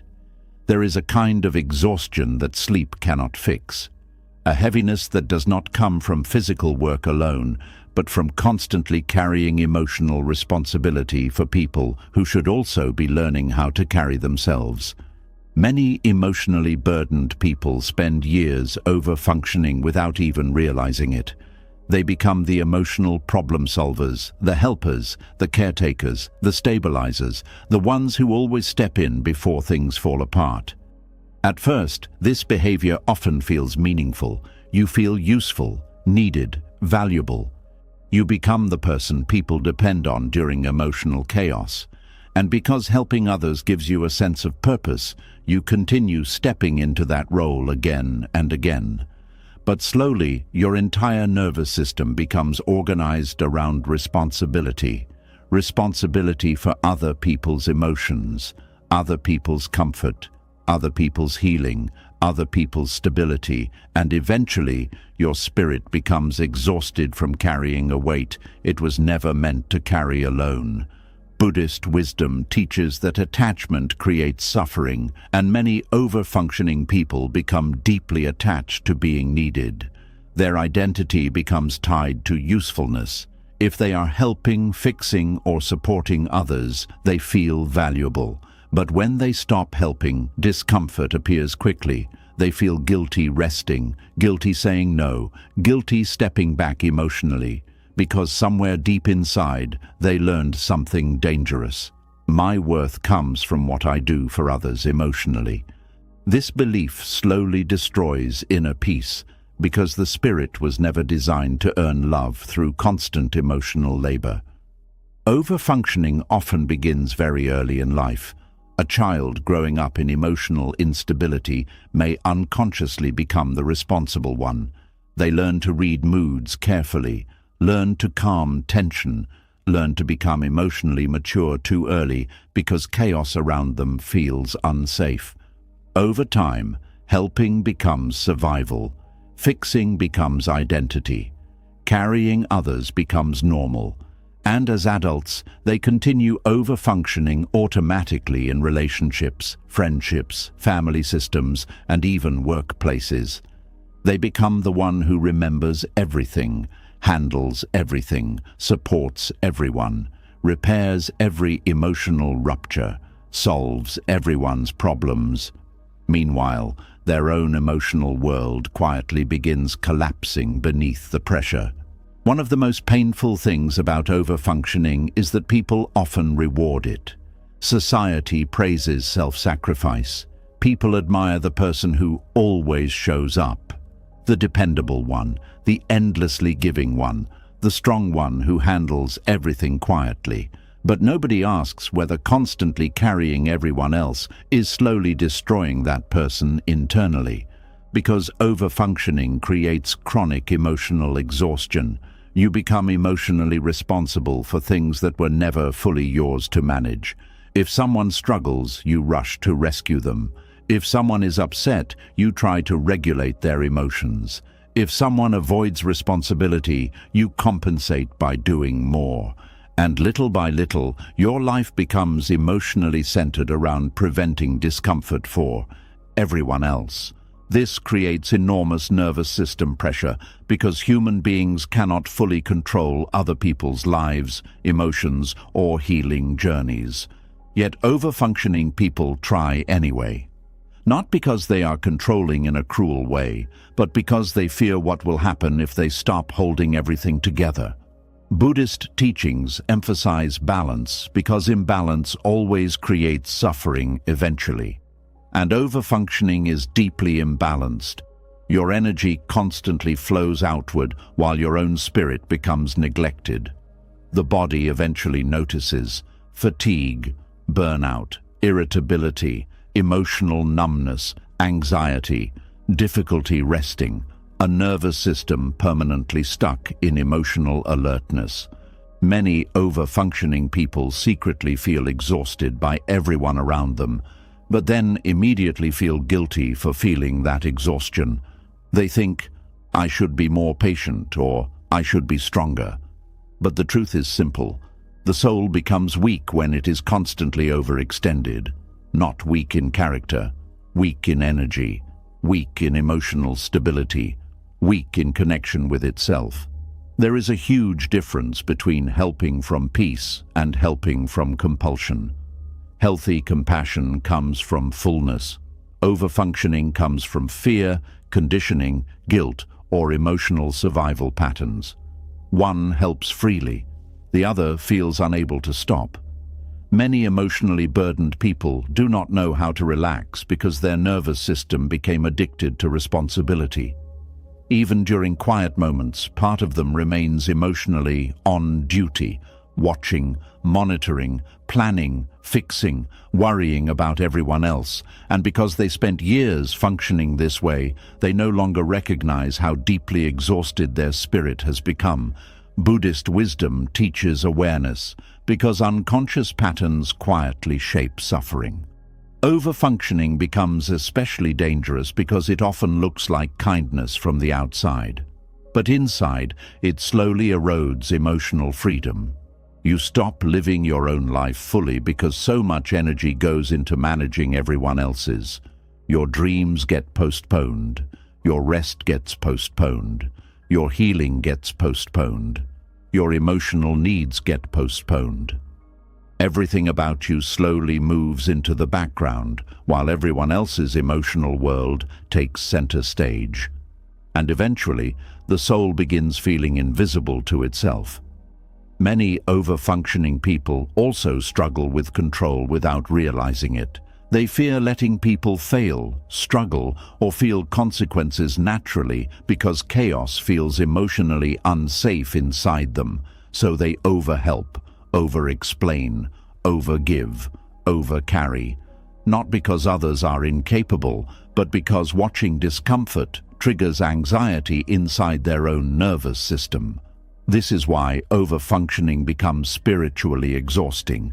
You are constantly fighting reality itself, trying to prevent all pain, trying to hold everyone together, trying to manage emotional outcomes. But life cannot be controlled completely, and the more you try carrying everyone emotionally, the more disconnected you become from your own inner center. Buddhist teachings about non-attachment become deeply important here. Non-attachment does not mean not caring. It means understanding that you are not responsible for controlling every outcome around you. You can love people without carrying their entire life. You can support people without becoming emotionally consumed by them. You can care without abandoning yourself. This lesson feels terrifying for over-functioning people because stopping feels unsafe. If they stop helping constantly, they fear everything will collapse. But often, what actually collapses is the unhealthy dynamic itself, and sometimes that collapse is necessary. One painful truth many over-functioning people must eventually face is this: some people never learn emotional responsibility because someone else keeps over-functioning for them. If you always rescue, others may never grow. If you always carry emotional weight, others may never learn accountability. If you constantly compensate for other people's lack of effort, balance disappears completely. Meanwhile, your spirit grows weaker and weaker beneath exhaustion. This weakness often appears quietly. You stop feeling joy deeply. Simple tasks feel emotionally heavy. You feel drained around people. Rest never feels fully restorative. Your body becomes tired in ways difficult to explain. Because over-functioning drains life force slowly, the spirit needs spaciousness to remain healthy. It needs stillness, boundaries, emotional reciprocity, time to simply exist without constantly fixing or carrying others. But over-functioning people rarely allow themselves this space because productivity and emotional usefulness became tied to identity. If they are not helping, they feel anxious. If they are not needed, they feel uncertain. If they rest, guilt appears.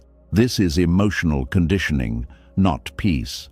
Buddhist monks often practice letting go precisely because attachment to endless doing creates suffering. Stillness reveals how addicted the mind becomes to emotional labor. Many over-functioning people secretly do not know who they are outside of helping others.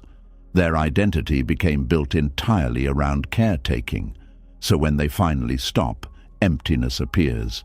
But this emptiness is not failure. It is the beginning of rediscovering yourself beyond emotional service. One of the saddest effects of over-functioning is resentment hidden beneath kindness. You continue helping while secretly feeling depleted. Continue carrying while privately wishing someone would finally carry you too. And because over-functioning people rarely express this resentment honestly, it stays trapped inside the body. The nervous system becomes heavier, more irritable, more emotionally tired, more detached from joy.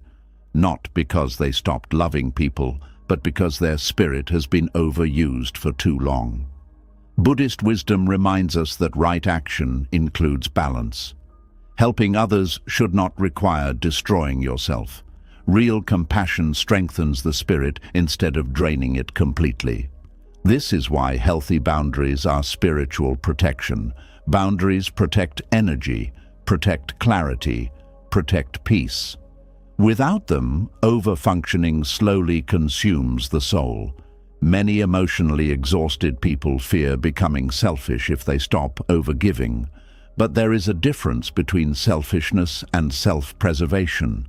Selfishness ignores others completely. Self-preservation remembers that you matter too. This distinction changes everything. Because over-functioning people often treat themselves like emotional machines instead of human beings. They expect themselves to keep giving endlessly regardless of exhaustion. But the human spirit cannot survive endless output without nourishment. Eventually, the soul begins shutting down. This is why some people suddenly lose motivation after years of overcarrying everyone emotionally. Their spirit became tired of surviving through constant emotional labor. One powerful Buddhist lesson is understanding that suffering increases whenever you resist the natural limits of being human. You are not meant to hold everyone together forever. You are not meant to rescue every person emotionally. You are not meant to sacrifice your nervous system to prove love. You are human too. You need rest too, need emotional support too, need stillness too, need space where you are not constantly responsible for everyone else's emotional world. And perhaps one of the deepest moments of healing begins when the over-functioning person finally realizes something life-changing. Their spirit does not become stronger by carrying everyone endlessly. It becomes stronger the moment they finally stop abandoning themselves in the process of trying to save everyone else. And perhaps this is the part that hurts the most for many emotionally exhausted people.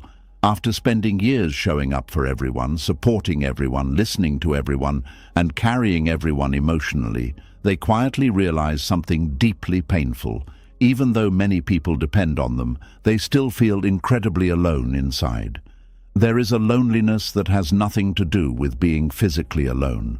A loneliness that can exist in crowded rooms, inside relationships, inside families, even while your phone is constantly full of messages from people needing something from you emotionally.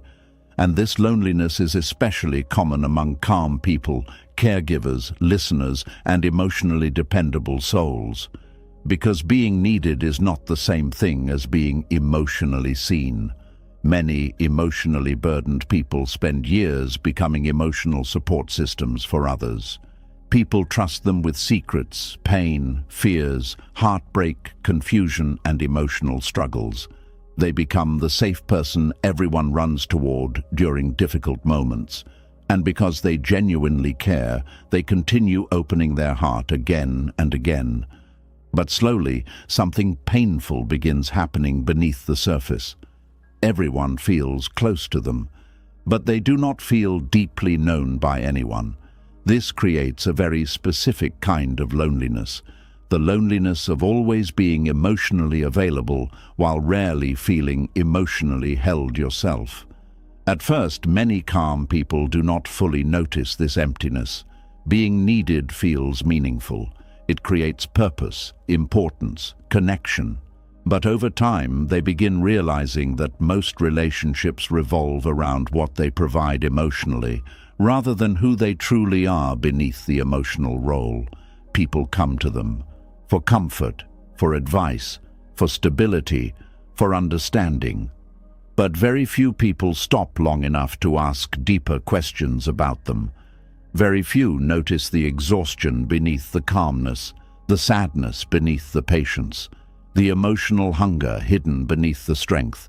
And because calm people often hide their own pain so well, others assume they are fine. Buddhist wisdom teaches that attachment to roles creates suffering. And many emotionally dependable people become trapped inside the role of the strong one, the safe one, or the emotionally stable one. Over time, people begin relating to the role instead of the human being underneath it. This is why someone can feel deeply needed yet emotionally invisible at the same time. People know what you do for them emotionally, but they may not know your real fears, your private exhaustion, your emotional wounds, your loneliness. And perhaps the saddest part is that calm people often participate in this invisibility themselves. They become so used to supporting others that they stop revealing themselves honestly. They listen more than they speak, comfort more than they confess, hold space more than they take up space. And eventually, relationships become emotionally one-sided without anyone fully noticing. This emotional loneliness becomes especially painful because it often hides behind connection. From the outside, calm people may seem socially loved, emotionally valued, and deeply connected to others. But internally, they may feel profoundly alone. Not because nobody cares, but because very few people truly reach them emotionally. Many emotionally dependable people secretly long for someone who notices without needing explanation, someone who asks deeper questions, someone who sees through the calmness and recognizes the emotional weight quietly being carried underneath it. But because they became experts at hiding pain, people rarely see how much support they need too. This creates silent emotional starvation. You keep feeding others emotionally while your own soul quietly goes hungry. One painful reason this loneliness develops is because emotionally burdened people often struggle receiving vulnerability themselves. They know how to support others, but allowing themselves to fully depend emotionally on someone else feels unfamiliar or unsafe. Maybe they learned early in life that depending on others leads to disappointment. Maybe they became emotionally independent too young.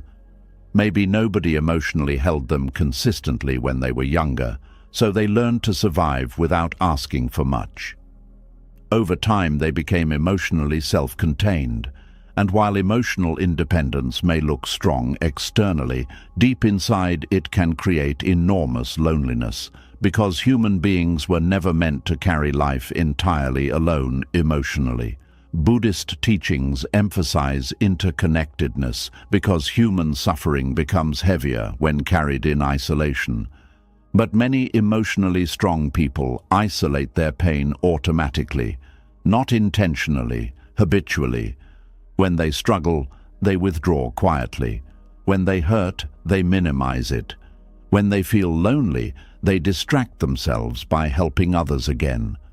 This creates an endless cycle where they continue giving connection outward while remaining emotionally disconnected inward. One painful sign of this loneliness is feeling emotionally tired after constantly being around people, not because you dislike people, but because every interaction revolves around emotional output. Listening, comforting, supporting, stabilizing. Very little emotional nourishment flows back toward you, and eventually relationships begin feeling emotionally draining instead of emotionally restorative. The nervous system notices this imbalance, even if the mind tries to ignore it. Buddhist wisdom teaches awareness because awareness reveals hidden suffering, and many calm people hide their loneliness even from themselves. They stay busy helping others because helping creates temporary emotional distraction. As long as someone else needs support, they do not have to fully face the emptiness growing inside them. But eventually, quiet moments begin revealing the truth. The silence feels heavier. The exhaustion feels deeper. The emotional hunger becomes impossible to ignore. Many emotionally dependable people also confuse being valued for being understood. But these are not always the same thing. People may value your emotional support deeply while still not truly understanding your inner world. They may appreciate your strength while never seeing your vulnerability. They may depend on your calmness while never realizing how lonely it feels to always be the emotionally stable one. This is why emotional loneliness can exist even inside loving relationships. If your role always centers around supporting others emotionally, eventually you begin feeling more like emotional infrastructure than a fully seen human being. Buddhist teachings often speak about suffering created by attachment to identity, and many emotionally exhausted people became attached to being useful because usefulness felt safer than vulnerability. If they are helping, they feel needed. If they are needed, they feel connected. But connection built only on emotional usefulness becomes fragile because it often lacks mutual emotional exposure. Real connection requires being seen fully, not just for what you provide, but for who you are underneath the role. And this is terrifying for many calm people because being emotionally seen requires vulnerability. It requires saying, "I'm tired too. I need support too. I feel lonely too." For someone used to always being the helper, these truths can feel deeply uncomfortable, because somewhere deep inside, they fear becoming emotionally too much. So instead, they continue carrying loneliness silently. Many emotionally burdened people also unconsciously attract relationships where they are needed more than known. Emotionally wounded people naturally feel safe around calm souls. And because calm people know how to hold emotional space beautifully, they often become emotional anchors in relationships. But anchors rarely get carried themselves. They remain in place while everyone else leans on them. Over time, this creates emotional exhaustion hidden beneath love. You care deeply about people, but secretly wish someone would notice how much you are carrying too. One of the saddest moments happens when emotionally dependable people realize they do not know how to ask for emotional support anymore. Their needs became so suppressed that vulnerability itself feels unnatural. Even when someone offers help, they instinctively say, "I'm okay. I'll handle it. It's nothing." Because emotional self-reliance became survival, but self-reliance without emotional intimacy creates spiritual loneliness. The soul begins aching for somewhere safe to finally rest honestly, not perform strength, not provide wisdom, not carry everyone else emotionally, just rest. Buddhist monks often emphasize stillness and inner truth because loneliness deepens whenever the authentic self remains hidden. Many emotionally exhausted people are lonely because nobody truly knows their real inner world. People know the composed version, the emotionally regulated version, the supportive version, but not the hidden grief, not the fear, not the emotional exhaustion, not the silent ache for reciprocity. This hidden loneliness becomes especially painful because calm people often feel guilty for feeling lonely. They think, "How can I feel lonely when so many people love me or depend on me?" But emotional dependence is not the same thing as emotional intimacy.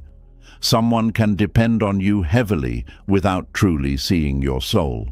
This distinction matters deeply because many emotionally burdened people confuse being needed with being emotionally nourished. But giving connection is not the same thing as receiving connection.